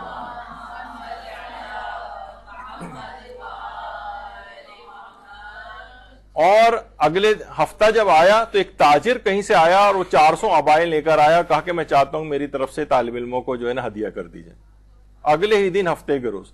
اچھا دماغ میں آتا ہے کہ بھئی ہم بھی بہت ساری چیزیں اس طرح سے کرتے ہیں, حضرت سے متوسل ہوتے ہیں. تو دیکھیں ان کا ایک اور اقدام یہ تھا کہ جو اتنا بڑا مقام حاصل کیا کہ اس طرح سے مستجاب الدعوات ہوئے, امام ان کی بات کو قبول کرتے تھے. گناہوں کے خلاف قیام. آیت اللہ امام خمینی فرماتے تھے کہ شیطان بھی تقی بافقی سے ڈرتا ہے, یعنی گناہوں کے خلاف ایسا اقدام کرتے تھے کہ جو بادشاہ تھا رضا شاہ پہلوی, جس کو ہٹا کے امام خمینی انقلاب لے کر آئے تھے, اس کا باپ تھا رضا خان, اور اس کی جو ملکہ تھی انتہائی بالکل ہی بے حجاب, اور اس انداز سے اس کا جو باپ تھا رضا خان, اس نے باقاعدہ کشف حجاب یا مانع حجاب ایک تحریک بھی چلائی تھی, اور کسی بھی عورت کو حکم دیا تھا کہ وہ اگر حجاب میں نظر آئے تو اس کا حجاب اتار دیا جائے. اور اس کے بادشاہ کے ہرکارے جو تھے وہ علاقوں میں پھرتے تھے, جو عورت کوئی حجاب میں جاتی نظر آتی تھی اس کا حجاب کھینچ کے اتارتے تھے, حتیٰ کہ حضرت معصومہ قم سلام اللہ علیہ کے روضے پر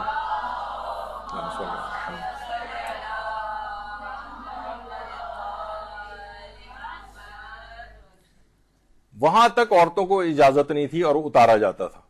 تو یہ جو بادشاہ کی بیوی تھی رضا خان کی, یہ ایک دن اس طرح سے آئی کہ مکمل بے حجاب 16 سنگھار کر کے, اور حرم معصومہ قم میں اس زمانے میں عورت مردوں کی سپریشن کا الگ وہاں پر انتظام نہیں تھا, مردوں کے بیچ میں اس انداز سے آ کر بیٹھ گئی. سب لوگ سناٹے میں آ گئے کہ اتنا بے حجابی یہاں پر, جو ابھی بھی دیکھیں یہاں پر بہت ساری چیزوں میں ایسی ہے کہ جو خاص طور پر یہ جو امام بارگاہ اور ذریعوں میں جو شادیوں کا سلسلہ ہے اس کو بھی موقوف ہونا چاہیے, کیونکہ اتنی زیادہ اس کے اندر بے حجابی, بے پردگی, اور لگتا ہی نہیں کہ یہ امام بارگاہ شیعوں کی ہے یا مثلا یہ جماعت خانہ ہے کسی باطل فرقے کا. یعنی ان میں بھی اسی طرح سے بے حجاب عورتیں 16 سنگھار کر کے آتی جاتی نظر آتی ہیں, اور امام بارگاہوں سے یہاں پہ بھی اسی طرح سے ہوتا نظر آ رہا ہے. تو اس کو سیپریٹ رکھیں, تقدس امام بارگاہ جو ہے تاکہ باقی رہے. تو بہرحال یہ وہاں پر جا کر بیٹھ گئی. اب کسی کی ہمت نہیں ہو رہی تھی کہ آخر کس طرح سے اس عورت کو جو ہے وہ بادشاہ کی بیوی ملکہ ہے, کوئی بھی نہیں آگے بڑھ پا رہا تھا, سب پریشان تھے.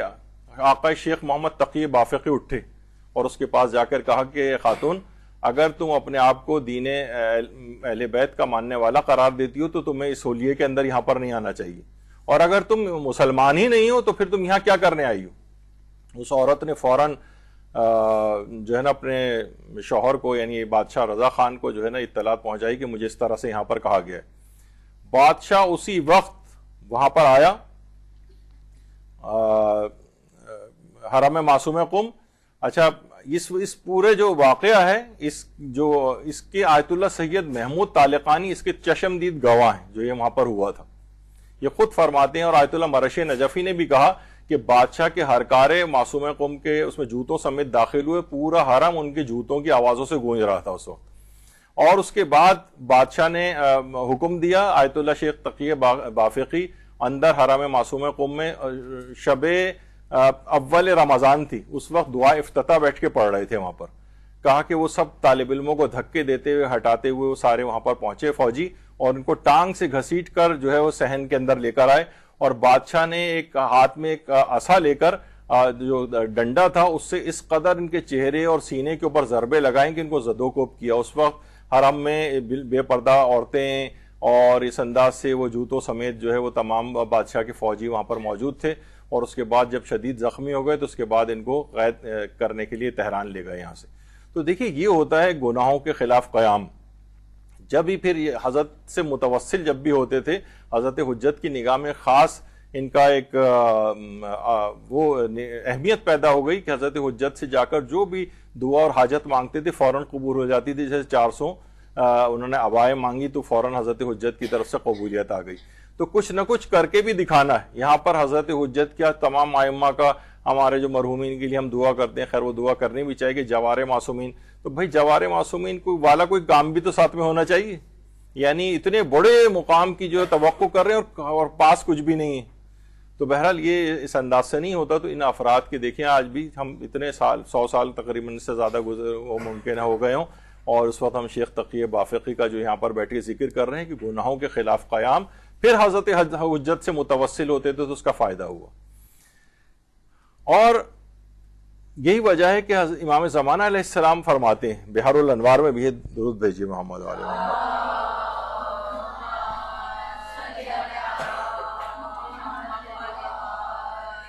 اگر ہمارے شیعہ خدا انہیں اطاعت الہی کی توفیق دے، ان پر لازم عہد کی وفاداری میں یکدل اور مصمم ہوتے تو ہمارے دیدار اور ظہور کی نعمت ان کے لیے التوا میں نہ پڑتی۔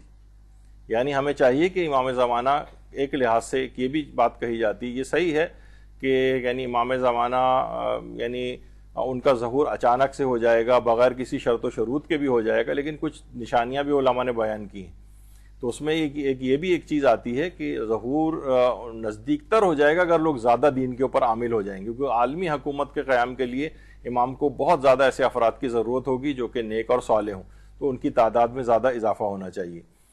اور یہ بھی کہا جاتا ہے کہ شیخ مفید کو امام زمانہ نے جو خط ارسال فرمایا تھا اور اپنے ظہور کے بارے میں فرمایا تھا کہ اگر ہمارے شیعہ اللہ کی عطا کردہ توفیق سے اس کی اطاعت کریں، جو ذمہ داریاں ان پر ہیں اسے دل کی گہرائی سے مل جل کر پورا کریں اور حق معرفت ادا کریں، تو ہماری ان سے ملاقات میں تاخیر نہ ہوگی اور بہت جلد ہمارے ظہور کی سعادت حاصل کریں گے۔ تو لہٰذا علماء یہ فرماتے ہیں جو چیز ان کی اور ہماری یعنی امام زمانہ کی ملاقات میں رکاوٹ ہے وہی ناشائستہ افعال اور گناہ بھی۔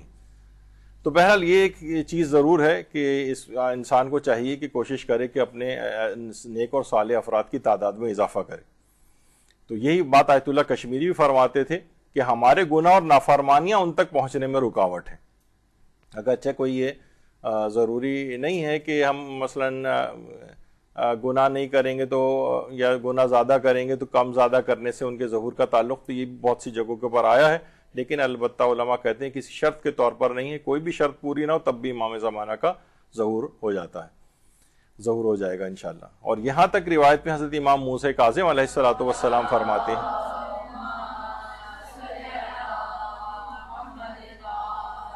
کہ اگر اہل بدر کی تعداد کے برابر مومنین کاملین کی جماعت تمہارے درمیان میں ہوتی تو ہمارے قیام کر لیتے۔ یعنی ایسے افراد، نیکوکار افراد، ان کی جو ہے وہ ضرورت ہے تاکہ امام زمانہ جو ہے ظہور کریں۔ تو بہرحال یہ بات آقا آیت اللہ بہجت نے بھی بات فرمائی، سب سے آخر میں ان کے جو بات ہے کہ متقی ترین شخص وہ ہے جو حرام کاموں سے اپنے آپ کو بچائے، واجبات کو ترک کرے، اور حرام کاموں کا انجام دینا حضرت بقیت اللہ کے دیدار میں حجاب اور نقاب کی طرح سے حائل ہے۔ کوشش کرنی چاہیے کہ انسان اپنے آپ کو کم سے کم اس کے لیے تو چلیں پوری دنیا میں اور کسی کے لیے ظاہر نہ ہو، لیکن امام کی زیارت یا ملاقات اس شخص کو تو حاصل ہو سکتی جو اتنی لیاقت اپنے اندر پیدا کر لے تقوی و پرہیزگاری کے ذریعے۔ آیت اللہ بہجت یہ بھی فرماتے تھے کہ اگر ہم یہ یقین رکھیں کہ ہم عین اللہ ناظرہ کے حضور میں ہیں، یعنی امام زمانہ کے، تو کیا ہم اس بات کے اہل ہیں کہ ہم زیارت حضرت امام زمانہ کے لیے اجازت چاہیں جبکہ ہم ان کی ہر لحاظ سے مخالفت کرتے ہوں، نماز و روزہ بھی ترک کرتے ہیں، غیبت کرتے ہیں، لوگوں کو اذیت دیتے ہیں؟ یعنی کس منہ سے ہم ان کی زیارت کی تمنا کر رہے ہیں؟ ان تمام افعال بد جو ہیں ان کی انجام دہی کے بعد پھر کہہ رہے ہیں کہ امام زمانہ اپنی زیارت بھی کروائیے، تو یہ بہت تعجب خیز بات ہے۔ اور یہی وجہ ہے کہ سب علماء نے یہ بات کہتے ہیں کہ انتظار کرنے والوں کا جو وظیفہ آیت اللہ ناصر مکارم شیرازی سے پوچھا گیا تو انہوں نے کہا کہ حضرت حجت کے انتظار کرنے والوں کا سب سے مہم وظیفہ واجبات کی ادائیگی ہے، محرمات کو ترک کرنا ہے، اور آپ کی مدد کے لیے آمادگی اور اپنے ایمان کو تقویت پہنچانا ہے۔ یعنی وہی گناہوں سے پرہیز، واجبات کی ادائیگی، اپنی ذمہ داریوں کا پورا کرنا، یہ سب سے اہم ترین وظیفہ ہے۔ اور یہ بھی آیت اللہ بہجت نے بھی اسی طرح کی بات فرمائی ہے کہ امام زمانہ جلد ظہور فرما لیں گے اگر اجتماعی طور پر ہم دینی احکامات پر عمل کر کے امام زمانہ کی مدد کریں۔ پھر آغا سیستانی آگے چل کر فرماتے ہیں کہ امام زمانہ کی سیرت و کردار کی پیروی کریں۔ اچھا، اس موضوع پر پورا ایک درس ہمارا، آپ اگر اس پہ جا کر سرچ کریں مدرسے کی، امام زمانہ کی سیرت اور کردار پر عمل کیسے کریں، خود امام زمانہ کی سیرت کیا ہے اس میں تمام چیزیں احادیث کی روشنی کے اندر بیان کی گئی ہیں، وہ اگر آپ جا کر سنیں، اتنا وقت نہیں کہ میں اس کو دوبارہ دہراؤں۔ تو امام زمانہ کی سیرت اور کردار، ہمارے زمانے کا امام ہے، وہ کیا ان کی سیرت اور کردار ہے، اس پہ عمل کرنے کی کوشش کرنی چاہیے۔ اچھا، اسی طریقے سے فرماتے ہیں کہ صحیح عقیدہ رکھنے کے ساتھ ساتھ شرعی اور فقہی احکام سیکھیں اور ان پر پابندی سے عمل کریں۔ یہاں جو ہم اتنی تفصیل کے ساتھ آپ کو احکام سکھا رہے ہیں، یہاں پر مختلف علماء یہاں پر آ رہے ہیں آپ کو سکھانے کے لیے، تو ان کو اچھی طریقے سے سیکھیں. یہی آپ سے اصل میں صحیح عقیدہ رکھنے کے بعد عمل کا بھی صحیح ہونا ضروری ہے. بہت سارے ہمارے ہاں فینسی ٹائپ کی جو کچھ نعرے اور ایسے چیزیں جو ہیں علوم ان کو پڑھائے جا رہے ہوتے ہیں جس کا آخرت میں پوچھا بھی نہیں جائے گا. تو بہرحال لیکن جو چیز پوچھی جائے گی، مثلا ابھی کتنے آپ کو پچھلے دنوں حجاب کی کلاس ہوئی ہیں اور اس طرح سے ہوئی ہے کہ کتنی تفصیل بتانے کا مقصد یہ کہ ہمارا ہر عمل اللہ کے حکم کے مطابق ہو جائے. ہمارے لباس، ہماری شخصیت، ہماری زبان کے اوپر جو چیزیں آتی ہیں، تو شرعی اور فقہی احکام سیکھیں. یہ ایک ذمہ داریوں میں سے ایک ذمہ داری ہے، صحیح عقیدہ رکھنے کے ساتھ پھر اس پہ پابندی کے ساتھ عمل بھی کریں. تو یہی روایات کے اندر بھی آیا ہے کہ امام نے فرمایا واجبات کی ادائیگی پر ثابت قدم رہو. اب اتنا وقت نہیں ہے کہ اتنا تفصیل میں جاؤں میں. اچھا پھر فرماتے ہیں پسندیدہ عادات اور اخلاق اپنائیں. یعنی آپ کی جو عادتیں ہوں، طور طریقے ہوں، یہ بھی پسندیدہ ہوں. جب بھی آیت اللہ طباطبائی فرماتے تھے کہ تم نیک تو بنو، امام زمانہ تم کو خود ڈھونڈتے ہوئے آ جائیں گے. یعنی ضروری ہے کہ انسان کو چاہیے کہ وہ نیک بنے. اچھی خصوصیات لوگ کہیں، یعنی اس کا جب بھی کبھی تذکرہ آئے تو اس کی نیک خصوصیات لوگوں کے دماغ میں آئیں، اس کی اچھی صفات. یہاں عام طور پہ ہوتا ہے کہ کسی آدمی کا ہم تصور کرتے ہیں تو اس کی برائی والی چیزیں سامنے آنے لگتی ہیں. ایسی شخصیت کیوں بنے؟ انسان نیک بنے. تو بہرحال امام جب یہ خود فرماتے ہیں تم لوگوں میں سے ہر ایک کو صرف وہی اعمال انجام دینے چاہیے جو تمہیں ہماری محبت سے قریب کریں، اور ہر اس عمل سے اجتناب کرنا چاہیے جو ہماری ناراضگی سے قریب کرے، اس سے دور ہو جانا چاہیے. یہ خود امام نے فرمایا. پھر امام آیت اللہ سیستانی فرماتے ہیں کہ معاشرے کے غریب اور بے سہارا لوگوں کی مدد اور حمایت کریں. غریب اور بے سہارا افراد جہاں تک ممکن ہو سکے مظلوموں کی حمایت کریں، جہاں تک ہو سکے ان کا سہارا بنیں. کتنے ایسی چیزیں ہوتی ہیں. جب بھی امام فرماتے ہیں، خود امام زمانہ علیہ السلام فرماتے ہیں کہ اپنے آپ کو لوگوں کے حوالے کر دو اور اپنے بیٹھنے کی جگہ دہلیز قرار دو اور لوگوں کی حاجتوں کو پورا کرو. بند ہو کے نہ بیٹھ جاؤ، لوگوں سے دور نہ اس طرح سے چلے جاؤ کہ لوگ جو ہیں آپ سے کوئی مدد کے خواہاں ہوں، کچھ ہوں، تو وہ آپ نے سارے دروازے بند کر لیے لوگوں کے، بس ہمارے اچھا گزر بسر ہو رہا ہے، ہمیں بس اور کچھ وہ نہیں. آپ کے فرماتے ہیں اپنے گھر کی دہلیز پر بیٹھ جاؤ تاکہ لوگ آئیں اور وہاں آ کر تم سے جو ہے وہ جو بھی اپنی حاجتیں ہیں وہ جو ہے وہ پوری کریں، آپ تم سے حاجتیں پوری کروائیں اپنی. اور آغا سیستانی ایک چیز اور فرماتے ہیں کہ دولت مند اپنے مالی واجبات کے ساتھ ساتھ ہنگامی حالات اور وقت کے تقاضوں کے تحت غریبوں اور مظلوموں کی مالی مدد کریں. مثلا وہ روزانہ کوئی مالدار آدمی ہو، 100 روپے روزانہ صدقہ نکال رہے، وہ کہہ رہا ہے میں کر تو رہا ہوں صدقہ نہیں. اب آپ کی مالی حیثیت زیادہ ہے تو آپ کو زیادہ آگے بڑھ کر مدد کرنی پڑے گی.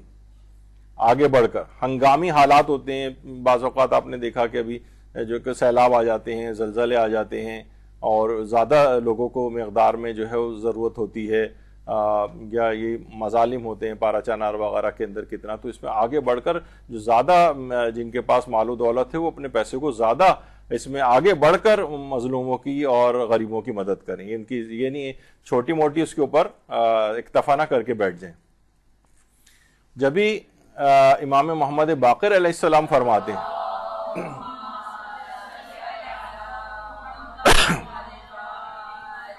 کہ تم میں سے صاحبان قدرت ضعیفوں کی مدد کریں، غنی اور مالدار فقیروں کی دستگیری کریں، اور ہر انسان اپنے بھائی کو مفید نصیحت کرے. یعنی غیبت امام میں کی ذمہ داریاں بتا رہے ہیں 5ویں امام. تو یہ ضروری ہے کہ ان چیزوں کو ان کا خیال رکھا جائے. پھر فرماتے ہیں آیت اللہ سیستانی کہ والدین اور رشتہ داروں کے ساتھ صلہ رحمی کریں. ابھی آپ نے کچھ ہی عرصے پہلے یہاں پر ہم نے 5 لیکچرز اس موضوع پر لیے تھے. یعنی والدین کے جو حقوق ہیں اس میں 40 ان کی زندگی میں، 40 ان کے مرنے کے بعد، 80 حقوق ان کا بیان ہوا تھا 5 دروس میں. اور صلہ رحمی کے عنوان سے اس کے فقہی احکام اور مسائل کے اوپر 2 نشستیں اس کے اوپر بھی ہوئی تھیں. تو والدین اور رشتہ داروں کے ساتھ صلہ رحمی کرنا، لیکن یہ تو ایک لحاظ سے ایک ہیڈنگ ہے، لیکن اس کے اندر بہت ساری چیزیں ہیں کہ کتنے اور کون سے حقوق ادا کرنے. اس کے بعد فرماتے ہیں نیکی اور تقوی الہی کے ساتھ مومنین ایک دوسرے کی مدد کریں. کیونکہ نیکی اور تقوی الہی اگر نہ ہو نا، اچھا بعض اوقات یہ بھی ہوتا ہے مومنین مدد کر رہے ہوتے ہیں، مثلا گھر میں بھائی ماسی آئی چلو فطرہ اس کو دے دیں، یعنی بغیر شرائط کا خیال کیے. سادات کی جو رقم سہم سادات کی ہے اس کی کتنی یہاں پر پوری کلاس ہو چکی ہے. سہم سادات جس کو دیا جائے اس میں شرائط کیا ہونی چاہیے، اگر آپ نے ان شرائط کی پابندی نہیں کی تو وہ گلاس سے ادا نہیں ہوا. تو وہ لوگ بغیر شرائط کے اچھا بس سید ہے ہمارا فلاں رشتہ دار دے دیے اس کو پیسے. کتنی شرطوں کا اس میں خیال رکھنا ہوتا ہے. تو ایک دوسرے کی مدد کرنی ہے لیکن شرعی احکام کے مطابق کرنی ہے. یہاں وہ نہیں بعض اوقات ہوتا ہے کہ اتنا کچھ دے چکے ہیں اور بعد میں پتہ چلا کہ وہ تو کاؤنٹ ہی نہیں ہوا ہمارا جو بھی ہم نے مالی واجب نکالا تھا. اس کے علاوہ فرماتے ہیں کہ یہ جملہ الگ سے ہے کہ اگرچہ یہ جو خدمات مومنین کے لیے پیش کرنی ہے وہ اس ہیڈنگ میں کہ ہر شعبے کا ماہر اپنی خدمات امام کے لیے پیش کرے, ہر شعبے کا ماہر. عراق کے خطیب آقا شیخ محمد باقر المحمدی, یہ اس موقع پر جب وہ پچھلے دنوں وبا چلی تھی اس میں کوئی بھی شخص اس بات پر تیار نہیں تھا کہ وہ میتوں کو جو ہے وہ غسل دے, یہاں تک کہ اس کے استفتات لیے گئے کہ بھائی اگر ہم ان کو غسل دیں گے تو ہمیں بھی لگ سکتا ہے. حالانکہ یہ بات اتنی صحیح نہیں تھی کہ مرے ہوئے شخص سے جو ہے کووڈ وغیرہ لگنا اس سے یعنی کوئی ایسے ایویڈنس نہیں ملا ہے, لیکن لوگ بہت ڈر گئے تھے. یہاں تک کہ استفتات لیے گئے کہ بھائی اگر ہم پھر جواب آیا کہ ٹھیک ہے ہم اگر اس کو پلاسٹک میں ریپ کر دیں میت کو اور اس کے بعد پلاسٹک کے اوپر سے ہی اس کو تیمم کروا دیا جائے, یہاں تک لیے گئے. بلکہ یہاں تک بھی لوگوں نے لینے کی کوشش کی کہ اگر میت کو جلا دیا جائے. یہاں یعنی لوگ اتنے زیادہ پریشان ہو گئے تھے, اس طرح کے سوالات آنے لگے تھے وہاں پر. تو بہرحال اس میں اس مرد مومن نے جو کام جو آدمی کر سکتا ہے اس نے بیڑا اٹھایا, اور جس وقت لوگ کوئی غسل دینے کے لیے اویلیبل نہیں ہوتا تھا انہوں نے کہا میں غسل دوں گا. غسل دیتے تھے, کفن پہناتے تھے, دفن کرتے تھے لوگوں نے. اچھا مفلوق الحال کافی تھے, یعنی بہت زیادہ مالی حالات اچھے نہیں تھے ان کے, تو لوگ ان کو پیسے دینے کی بعد میں کوشش کی, ان کو گھر بھی دینے کی کوشش کی, گھر بھی اپنا نہیں تھا. انہوں نے کہا ہر چیز لینے سے انکار کر دیے, کہا کہ میں اس کام کو مکمل طور پر قربتاً الی اللہ اور امام زمانہ علیہ السلام کی خدمت کے طور پر میں نے قبول کیا. اللہم صلی اللہ علیہ وسلم. ابھی کچھ ہی عرصے پہلے باقر المحمدی ایک نجف سے کربلا اپنی فیملی کے ساتھ جا رہے تھے, تو ایک روڈ ٹریفک ایکسیڈنٹ میں ان کی شہادت واقع ہو گئی. اور ایسی شخصیت تھی کہ ان کے اس میں اوپر جو آپ دیکھ رہے ہیں آیت اللہ سیستانی کے دونوں بیٹے بھی ان کی جنازے میں حاضر ہوئے تھے اور ان کی اس خدمت. تو ہر وہ شخص جو بھی کوئی خدمت اپنی انجام دے سکتا ہو امام زمانہ کے, جس طرح کی صلاحیت ہو, ہر شخص یہ والی صلاحیت نہیں رکھتا ہے, تو جو صلاحیت رکھتا ہو اس کے اوپر اس انداز سے عمل کرے. بعض اوقات ہم لوگ اس طرح کی چیزیں بھی سامنے لے کر آتے ہیں. مثلا ہمارے استاد محترم مولانا مرزا محمد صادق حسن صاحب, یعنی واقعتاً پوری زندگی یعنی 50 کے قریب تو حج کر چکے ہیں. اس میں سینکڑوں قافلوں کے لوگوں کے جو حج صحیح کرائیں حج میں, ان سے زیادہ ماہر اس وقت شاید ہی کوئی ہو, اور لاکھوں جو ہے وہ دروس دے چکے ہیں. خود امام زمانہ علیہ السلام کے اوپر اتنی کثرت کے ساتھ دروس دی ہیں, اللہم صلی علی محمد وعلی محمد. یعنی آج سے تقریباً 20 سال پہلے جو پوری کتاب ایک نجفی لائبریری نے شائع کی تھی جو ان کے کیسٹس کے عنوانات کے اوپر تھی, ہزاروں عنوانات تو صرف اسی کے اندر تھے, اور ہر عنوان اتنا ماسٹر پیس ہے کہ یعنی واقعتاً انہوں نے اپنی پوری زندگی امام زمانہ کی ایسی خدمت جو ہے وہ انجام دی ہے, اور ماشاءاللہ ابھی تک حیات ہیں. دعا کریں کہ ان کو امام زمانہ کے ظہور سے متصل فرمائے, اتنی لمبی زندگی ہو. تو بہرحال یہ اتنی زبردست ان کی خدمات ہیں. تو یہ دیکھیں ہمارا کیا ہے کہ ہم عام طور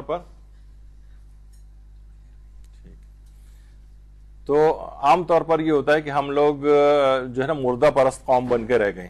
یعنی کوئی شخص جب دنیا سے چلا جاتا ہے تو اس کے لیے ذرا اچھے الفاظ اور تعریفی, جب وہ زندہ اور موجود ہوتا ہے تو اس کی قدر نہیں کرتے, اس کو پہچانتے تک نہیں. تو بہرحال یہ بڑی زبردست ان کی, بلکہ خود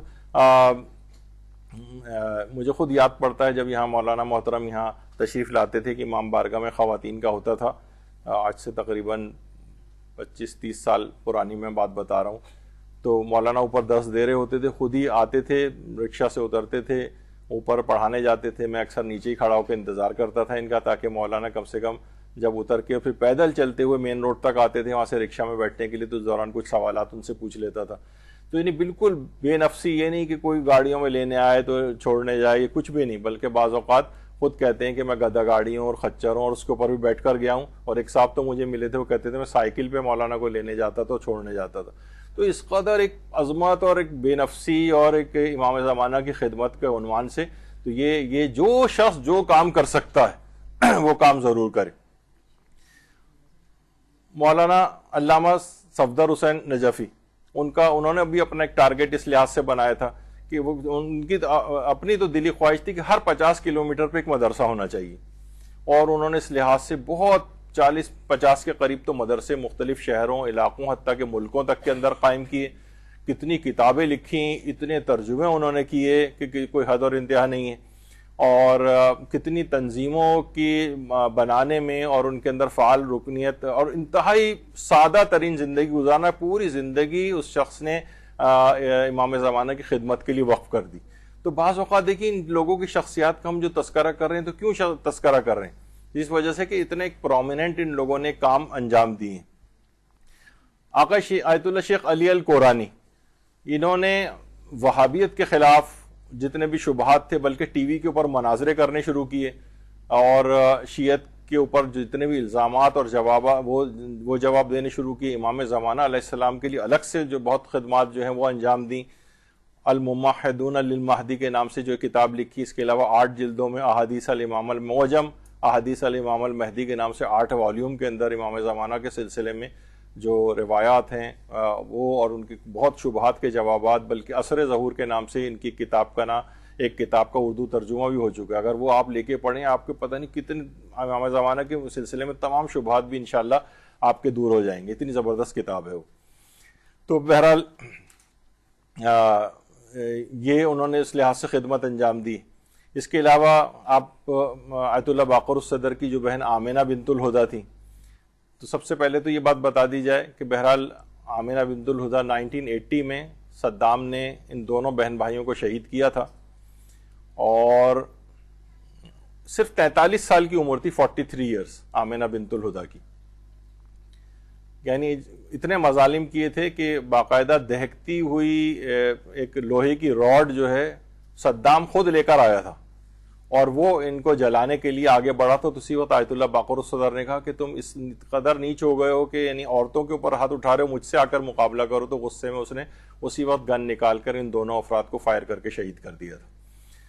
تو بہرحال اچھا، ان کی بات یہ کیوں ہم ذکر کر رہے ہیں آمنہ بنت الہدیٰ کی؟ انہوں نے یہ کیا تھا کہ جو چھوٹے چھوٹے جو مدرسے ہوتے ہیں، بچوں کے مدرسے ہوتے ہیں، اس کا ایک جال سا انہوں نے پھیلا۔ کاظمین، حلہ اور نجف، بغداد، ان سب جگہوں کے اوپر جو ہے وہ جتنے بھی مدارس تھے وہاں پر، اچھا انہوں نے ایک طریقہ کار اور کیا تھا کہ مدارس والوں سے کہا تھا کہ آپ صرف 2 پیریڈ ہمیں جو ہے وہ دے دیں، ہمارا جو ٹیچر ہے وہ آ کر وہاں پر پڑھائے گا۔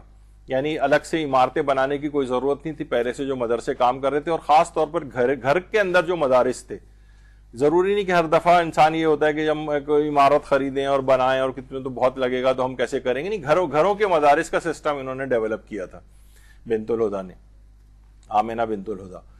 تو اس طرح کا ایک سسٹم انہوں نے ڈیولپ کیا۔ اچھا ضروری نہیں کہ مکھی پہ مکھی بٹھانے کے لحاظ سے اب مدارس کا تذکرہ تو ہر شخص دماغ میں سوچتا ہے کہ ہم مدرسہ ہی قائم کریں، نہیں، انہوں نے کیا کیا، یہ شاعری بھی کرتی تھیں، کہانیاں بھی لکھتی تھیں، حتیٰ کہ ہار جیت کے نام سے ان کا اردو کے اندر بھی ایک ناول بھی ہے، اور تو اس کے ذریعے یہ کام کرتی تھیں، کیونکہ بہت سے ادیب، شاعر اور یہ حضرات اس قسم کی اگر چیز کریں، جیسے خود آیت اللہ مرتضیٰ مطاری فرماتے تھے کہ میں نے سب موضوعات پہ کتابیں لکھی، جب میں نے بچوں کی داستان سچی کہانیوں کے نام سے لکھی تو لوگ حیرانی کا اظہار کر رہے تھے کہ آپ اتنے بڑے عالم ہو کے بچوں کی کہانیاں لکھ رہے ہیں۔ تو بھائی یہ خود ایک کام ہے بہت بڑا۔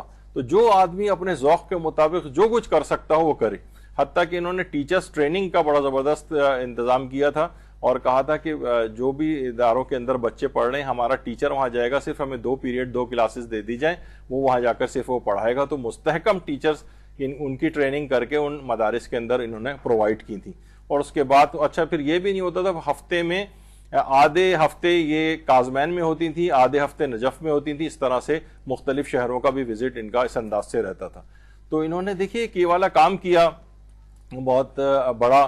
بہرحال پھر وہ جو بھی زمانے میں موومنٹ چلی، اور اس کے بعد پھر جو ہے وہ اس نے ان کو شہید کیا، اور وہ جملہ صدام کا بہت مشہور ہے کہ میں جو ہے وہ یزید والی بیوقوفی نہیں کروں گا کہ اس نے زینب کو چھوڑ دیا تھا سلام اللہ علیہ، اور جو ہے وہ تاکہ انہوں نے بعد میں پھر ایک انقلاب برپا کیا، میں آمنہ بنت الہدیٰ کو بھی اپنے اس بھائی باقر الصدر کے ساتھ ہی ختم کروں گا، اور اس کے بعد اس نے اس انداز سے ختم کیا۔ تو آج دیکھیے کس انداز سے ان کا تذکرہ ہو رہا ہے، اور صدام کا وہ یزید والا جو ہے وہ انجام بہرحال سامنے ہے ہمارے. تو یہ کیا ہے کہ اپنے اندر جو صلاحیت تھی، حتیٰ کہ انہوں نے 14 تو ان کی صرف کتابیں ہیں، اس کے اندر مختلف ناول بھی ہیں، بچوں کی کہانیاں بھی ہیں، شاعری بھی کرتی تھیں، نثر کے اندر بھی لکھتی تھیں، جس کے اندر جو صلاحیت ہے. ضروری نہیں آپ میں ہر خاتون الگ صلاحیتوں کی مالک ہے. وہ دیکھیں کون شخص کیا کر سکتا ہے امام زمانہ کے لیے، اپنی اس صلاحیت کو یہاں پر آ کر وہ استعمال کرے. تو بہرحال بہت متقی پرہیزگار خاتون بھی تھیں، اور صرف 43 سال کی عمر میں جو ہے وہ شہید ہوئی ہیں. یہ آیت اللہ باقر صدر کی قبر ہے. جب ان کی قبر کی منتقلی ہو رہی تھی تو لوگوں نے دیکھا اتنے سال گزرنے کے بعد بھی باقر صدر کا جسم بالکل صحیح و سالم موجود تھا اس میں. درود بھیجیے محمد صلی اللہ علیہ محمد.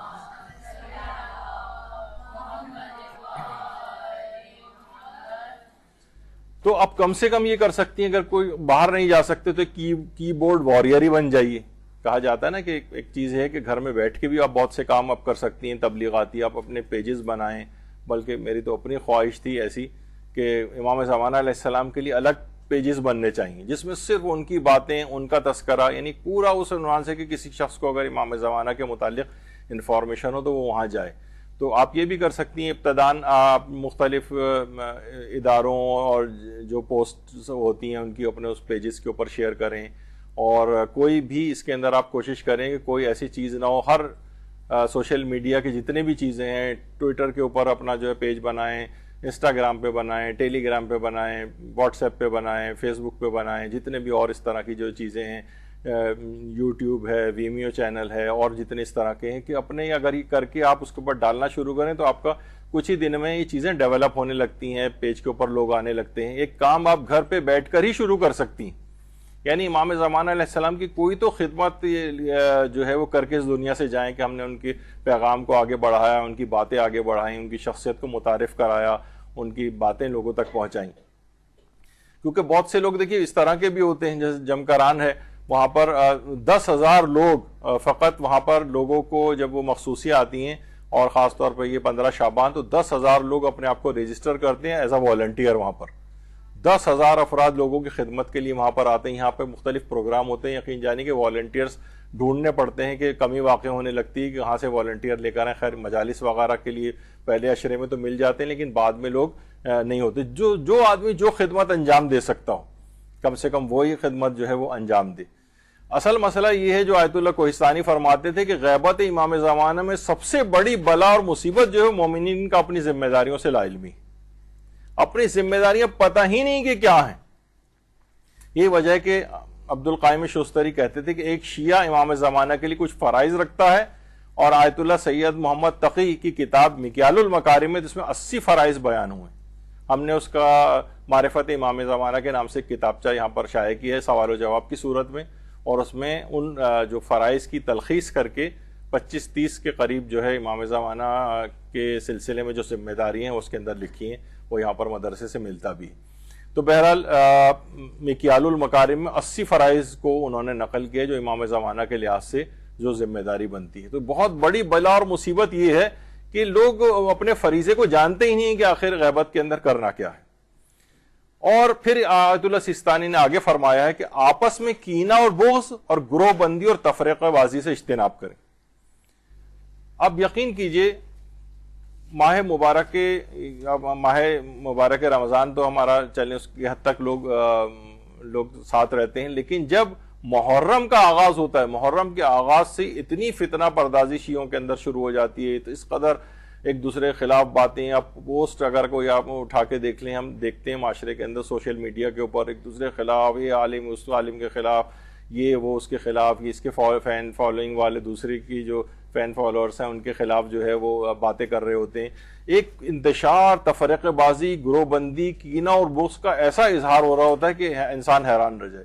آیت اللہ سیستانی فرماتے ہیں، اور خاص طور پر انہوں نے کہا ہے کہ محرم کے اندر تو خاص طور پر شیعہ اپنے داخلی جو اختلافات ہیں ان کو بالکل بھی ڈسکس نہ کریں. صرف امام حسین کا ذکر ہو، بس وہ اپنے جو اس لحاظ سے جو مہینے کا اور ان دنوں کا جو پروٹوکول ہوتا ہے اس کے تحت یہ آپس میں داخلی جو لڑائیاں اور جو انٹرنل جو کانفلکٹس ہیں ان کو محرم میں بالکل ڈسکس نہیں ہو. رہبر معظم نے بھی جملے ارشاد فرمائے میں، اور آیت اللہ سیستانی نے بھی مدرسہ ہمیشہ ان کی ان دونوں کی پوسٹ کو جو لگاتا ہے ایام محرم کے ابتدائی اشرے میں، اور اس میں احساس دلاتا ہے کہ ان لوگوں نے منع کیا ہے کہ آپس میں تفرقے بازی والی چیزیں کچھ نہ کریں، گروہ بندی نہیں ہونی چاہیے۔ پھر آغا سیستانی آگے فرماتے ہیں کہ زمانہ غیبت میں گمراہ کن شبہات اور تباہ کن فتنوں میں پڑنے سے بچیں۔ گمراہ کن شبہات، دیکھیے اب مسئلہ ہے کہ بہت سارے یوٹیوبرز آ گئے ہیں اور وہ آ کر مجتہدین کے خلاف باتیں کر رہے ہیں، ہمارے عوام جو ہیں سر دھن رہی ہے ان کے اوپر۔ یہ اس قسم کے فتنہ پرداز افراد ہیں، یہ گمراہ کن شبہات ایجاد کرتے ہیں، تباہ کن فتنوں کے اندر لوگوں کو ڈالتے ہیں۔ لوگ بڑا واہ واہ کر رہے ہوتے ہیں کہ دیکھیے فلاں صاحب ہیں، وہ آ کے ایسا فرقہ مخالف والے لوگوں کو اس طرح سے کر رہے ہیں، لیکن وہ آپ کے مجتہدین، آپ کے جو اور ہیں ان کو بھی برا بھلا کہہ کے لوگوں کو ان سے بھی ان کی نگاہ میں ان کی اہمیت کو بالکل ان کو جھوٹے الزامات لگا کر غلط باتیں کر کے جو ہے ان کا امیج، تو وہ فرماتے ہیں زمانہ غیبت میں گمراہ کن شبہات اور تباہ کن فتنوں میں پڑنے سے بچیں۔ اور فرماتے ہیں بدترین فتنہ وہ ہے جو عقائد کو نقصان پہنچائے۔ ایک تو یہی عقائد کو نقصان، امام زمانہ کی حیثیت کو مشکوک کیا جا رہا ہے، ان کو کہا جا رہا ہے تو غائب ہو گئے ہیں، اب تو یہ جو ہے وہ بہت بڑا گیپ آ گیا ہے، یہ کیسے ممکن ہے کہ اتنا بڑا گیپ ہو جائے عوام میں اور امام میں، جبکہ روایات کے اندر آیا ہے کہ یہ خدائی رازوں میں سے ایک راز ہے۔ اور کہہ رہے ہیں جو عقائد، بدترین فتنہ وہ ہے جو عقائد کو نقصان پہنچائے اور لوگوں کو دین سے منحرف کرے اور حضرت امام زمانہ کی ولایت سے منحرف کر دے۔ تو یہ حضرت امام زمانہ کی ولایت سے منحرف جو ہے وہ کیا جا رہا ہے، اور باطل افراد کو ایک رول ماڈل بنا کے جو ہے پیش کیا جا رہا ہے۔ پھر فرماتے ہیں آگے کہ خصوصی نیابت کے دعوے داروں اور شیعہ عقیدوں کے رہزنوں سے بچیں اور متقی اور عادل فقہاء شیعہ کی طرف رجوع کریں۔ خصوصی نیابت کے دعوے داروں، بہت سے ایسے اب آ گئے ہیں، اور دجال البصرہ کے نام سے شیخ علی القرانی، جن کا بھی میں نے تذکرہ کیا تھا، انہوں نے کتاب بھی لکھی دجال البصرہ کے نام سے، بصرے کا دجال۔ وہ اپنے آپ کو امام زمانہ ہونے کا یا ان کا بیٹا ہونے کا دعویٰ کرتا ہے، آج بھی وہاں بصرہ میں جو ہے وہ موجود ہے۔ تو اس قسم کے خصوصی نیابت کے دعوے داروں اور شیعہ عقیدوں کے رہزنوں، یعنی جو چوری کر کے عقیدوں کو لے جاتے ہیں، ان سے بچیں اور متقی اور عادل فقہاء شیعہ کی طرف رجوع کریں۔ جو ادھر ادھر سے افراد، یوٹیوبرز اور بہت سارے ایسے ہیں جس پہ ہمارے استاد محترم بھی اس بات کو کرتے جا رہے ہیں کہ سوشل میڈیا، اب جنگیں سوشل میڈیا پہ لڑی جا رہی ہیں۔ ممکن ہے آپ کو آئندہ جو ظاہر دنیا سے مجتہدین اللہ کی طرف بارگاہ میں چلے جاتے ہیں، تو جانے کے بعد ایک بہت بڑا مسئلہ ایک بعد میں آئے گا، تو جو افراد جتنا سوشل میڈیا پہ اپنا انفلوئنس کر کے باطل افراد کی مرجعیت کو پیش کیا جائے گا آپ کے سامنے کہ بھائی یہ دیکھیے یہ بہت قابل ہیں، یہ بہت قابل ہیں، ان کے یہ اس طرح سے کر کے، جبکہ وہ جعلی ہوں گے۔ تو بہرحال اس سے بڑا اپنے آپ کو بچانا ہے، اور جب بھی انہوں نے کہا ہے کہ متقی اور عادل فقہاء شیعہ کی طرف رجوع کریں آپ، تو یہ آپ کو بچا کے رکھیں گے۔ اور یہ ان افراد کا پورا یہ ہو گیا کہ کس طریقے سے ان کو مشکوک بنا دیا جائے ان کو لوگوں کی نگاہ میں، تاکہ بالکل یہ کٹی پتنگ کی طرح سے ہو جائیں جسے ہر کوئی لوٹ سکے۔ تو آیت اللہ سیستانی نے بڑا تفصیل کے ساتھ اس بات کا حکم دیا ہے۔ اور پھر بہرحال یہ کہ غیبت کبریٰ کے زمانے میں کیا زیارت ممکن بھی ہے امام کی یا نہیں، کیونکہ بہت سارے افراد ایسے ہیں کہ جو کہ یہاں کراچی میں کتنے 15-20 افراد ایسے ہیں کہ جو یہ کہتے ہیں کہ ہماری امام زمانہ سے ملاقات ہوتی ہے، امام زمانہ ہمارے ساتھ ناشتہ کرتے ہیں، امام زمانہ نے یہ حکم دیا ہے، اور لوگ بڑا ان کے پاس اتنے ایسے معتقد۔ ابھی پچھلے حج میں تھا تو ایک صاحب نے مجھے بتایا کہ اتنا زیادہ، ایک عورت بھی ہے جو بالکل اکثر بالکل بے حجاب بھی رہتی ہے، اور اپنے آپ کو کہ جو بھی امام زمانہ اس کو کچھ احکامات پہنچاتے ہیں اور وہ پھر لوگوں کو بتاتی ہے، اور اس کے معتقد ابھی بھی یہاں کراچی میں اچھے دیندار پڑھے لکھے افراد اس کے جال کے اندر آئے ہوئے ہیں۔ تو بہرحال فرماتے ہیں کہ لوگوں کو زیارت ہو سکتی ہے امام کی، لیکن اگر کوئی دعویٰ نیابت و سفارت کرے، مثلا یہ کہے کہ مجھے امام زمانہ نے یہ کہا ہے، یہ حکم دیا ہے کہ میں آپ تک پہنچاؤں، جو اپنے آپ کو درمیان میں اس انداز سے رکھے، اس کو جھٹلانے کا بھی حکم ہے۔ جو یہ بیان کرے کہ میری امام زمانہ سے ملاقات ہوتی، انہوں نے یہ حکم دیا ہے، آیت اللہ جواد تبریزی فرماتے تھے یہی اس بات کی دلیل ہے کہ اس کی امام سے ملاقات نہیں ہوئی، کیونکہ جس کی ملاقات ہوتی ہے وہ بتاتا نہیں ہے، اور جو بتاتا ہے اس کی ملاقات نہیں ہوئی ہوتی۔ تو بہرحال یہ ایک ہے، علماء نے اس کو کہا ہے، آیت اللہ خوئی بھی اس بات کو فرماتے تھے کہ جو غیبت کبریٰ میں امام زمانہ کو دیکھنے کا دعویٰ کرے، البتہ وہ نائب خاص ہونے کا دعوے دار نہ ہو، یعنی اگر صرف کہے کہ مجھے زیارت ہوئی ہے، کسی کو خواب میں زیارت ہو جاتی ہے، کسی کو مکاشفہ ہوتا ہے، وہ نقل کر سکتا ہے، لیکن کوئی حکم احکام یہ کرو یہ نہ کرو یا فلاں چیز ہے, امام نے یہ حکم دیا ہے وہ حکم دیا ہے, اور وہ امام زمانہ کا بال قرآن میں سے نکلنا اور اس طرح کی بہت ساری باتیں جو پہلے مشہور ہو چکی ہیں, تو اس طرح کی باتوں کا کوئی اعتبار نہیں. تو پھر آغا سیستانی آگے چل کر فرماتے ہیں کہ تباہ کن بدعت سے بچیں, تباہ کن بدعتیں, کیونکہ فرماتے ہیں کہ تباہ کن بدعات میں سے ایک یہ ہے کہ بغیر نصوص کی اور نقد کی پہچان کے ضروری علم اور مہارت کے ہر اس چیز کی طرف دعوت دی جائے جو ائمہ سے منسوب ہے. فرماتے ہیں جس کا نتیجہ یہ ہوتا ہے کہ احادیث اور نصوص کے نقد اور شناخت کے اصول سے ناواقف لوگ اس شعبے میں مہارت رکھنے والے علماء کی جگہ لے لیتے ہیں. یعنی بہت سارے اب افراد ایسے آ گئے ہیں یوٹیوب کے اوپر کہ بس دیکھیے وہ حدیث پڑھ کے سنا رہا ہے, لوگ کہتے ہیں واہ واہ دیکھیے امام کی حدیث پڑھ کے سنا رہا ہے. مجتہد کا کام ایک حدیث پڑھ کے نہیں ہوتا, یہ جو ہے نا کوئی سی بھی ایک حدیث کو اٹھا کر اس سے گمراہ کرنے لگتے ہیں, جبکہ اس سے متعارض بہت ساری اور احادیث بھی ہوتی ہیں.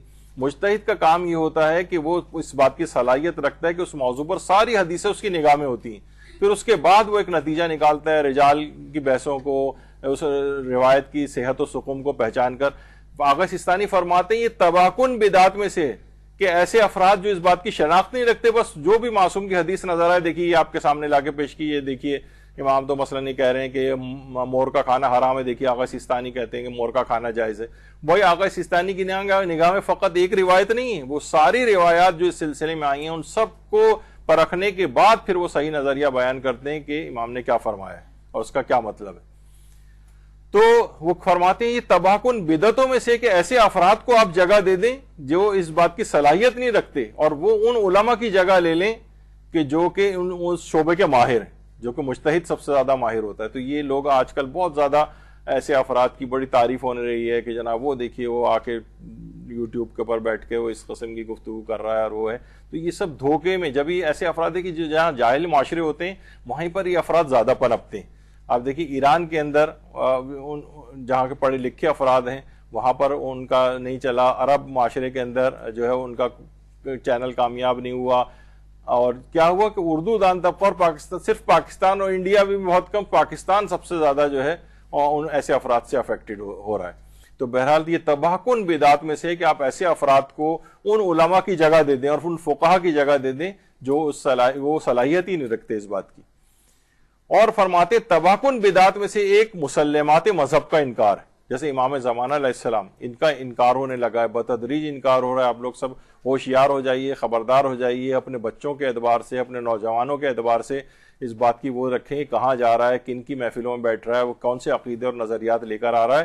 امام زمانہ سے لوگوں کو ہٹایا جا رہا ہے, یہ ابھی تک نہیں تھا, یہ اب ہونا شروع ہو گیا ہے. تو اس میں بالکل بھی ایسا نہ ہو کہ وہ معاملہ ہاتھ سے نکل جائے اور ایسے افراد کے ہتھے کوئی لگ جائے. پھر فرماتے ہیں کہ ظہور کا وقت معین کرنے والوں کو جھٹلائیں کہ اب یہ فلاں تاریخ آ گئی ہے, اب اس میں امام زمانہ کا ظہور ہو جائے گا, فلاں کا, یہ جو اس قسم کے ہیں. اور فرماتے ہیں توہمات سے بھی انسان کو چاہیے کہ وہ پرہیز, مختلف قسموں کے وہموں میں لوگ گرفتار ہوتے ہیں, یہ بھی ذمہ داریوں میں سے ایک ذمہ داری ہے. اور یہ بھی امام زمانہ علیہ السلام نے خود فرمایا ہے کہ ظہور کا وقت معین کرنے والے جھوٹے, جھٹلایا گیا ہے ایسے افراد کو. اب یہ تمام چیزوں کو ذکر کرنے کے بعد ان آغا سیستانی فرماتے ہیں ان تمام اعمال کے ساتھ انتظار سچائی اور اخلاص کی دلیل ہوگا, اور اگر تقدیر الہی سے اسے زمانہ حضور امام زمانہ نصیب نہ بھی ہو تب بھی اللہ انہیں ان لوگوں کے ساتھ مشہور کرے گا جنہوں نے امام زمانہ کا زمانہ پایا اور ان کی اطاعت و نصرت کی ہوگی, اور یہی بہت بڑی کامیابی. یہ اللہم صلی علی محمد.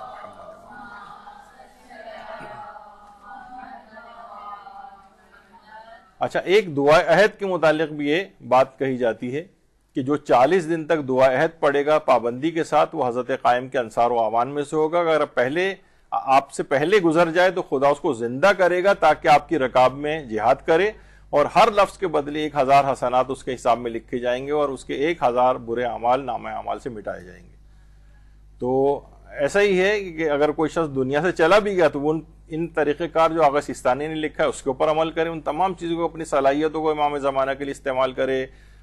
آپ نے دیکھا کہ عقائد کے اوپر بہت مستحکم ہو جائے, دین کے لیے کام کرے, سب کچھ, اور جو 25 باتیں, اور اس کے ساتھ یہ دعا عہد بھی اگر روزانہ پڑھے تو انشاءاللہ اس کا شمار, مر بھی گیا تو اسے دوبارہ اٹھایا جائے گا. زمانہ رجت میں بھی اٹھائے جانے کا تذکرہ اس لحاظ سے آیا ہے. تو یہاں پر ہماری گفتگو اختتام پذیر ہوتی ہے. تھوڑا سا میں نے وقت زیادہ لے لیا, مولانا محترم کی شاید کچھ گاڑی کچھ خراب ہو گئی ہے رستے میں, تو بہرحال اب شاید آ گئے ہوں, تو یہاں پر ہم اپنی گفتگو روکتے ہیں. اور انشاءاللہ آپ لوگ کوشش کیجئے گا کہ آج سے اس کا سلسلہ شروع کر دیجئے گا کہ جب دوسری کلاس آپ کی ختم ہو تو آپ اختتام یہاں کے دروس کا دعا امام زمانہ پر کیجئے گا. وصلی اللہ علی محمد وآلہ الطیبین الطاہرین. درود بھیجیے محمد.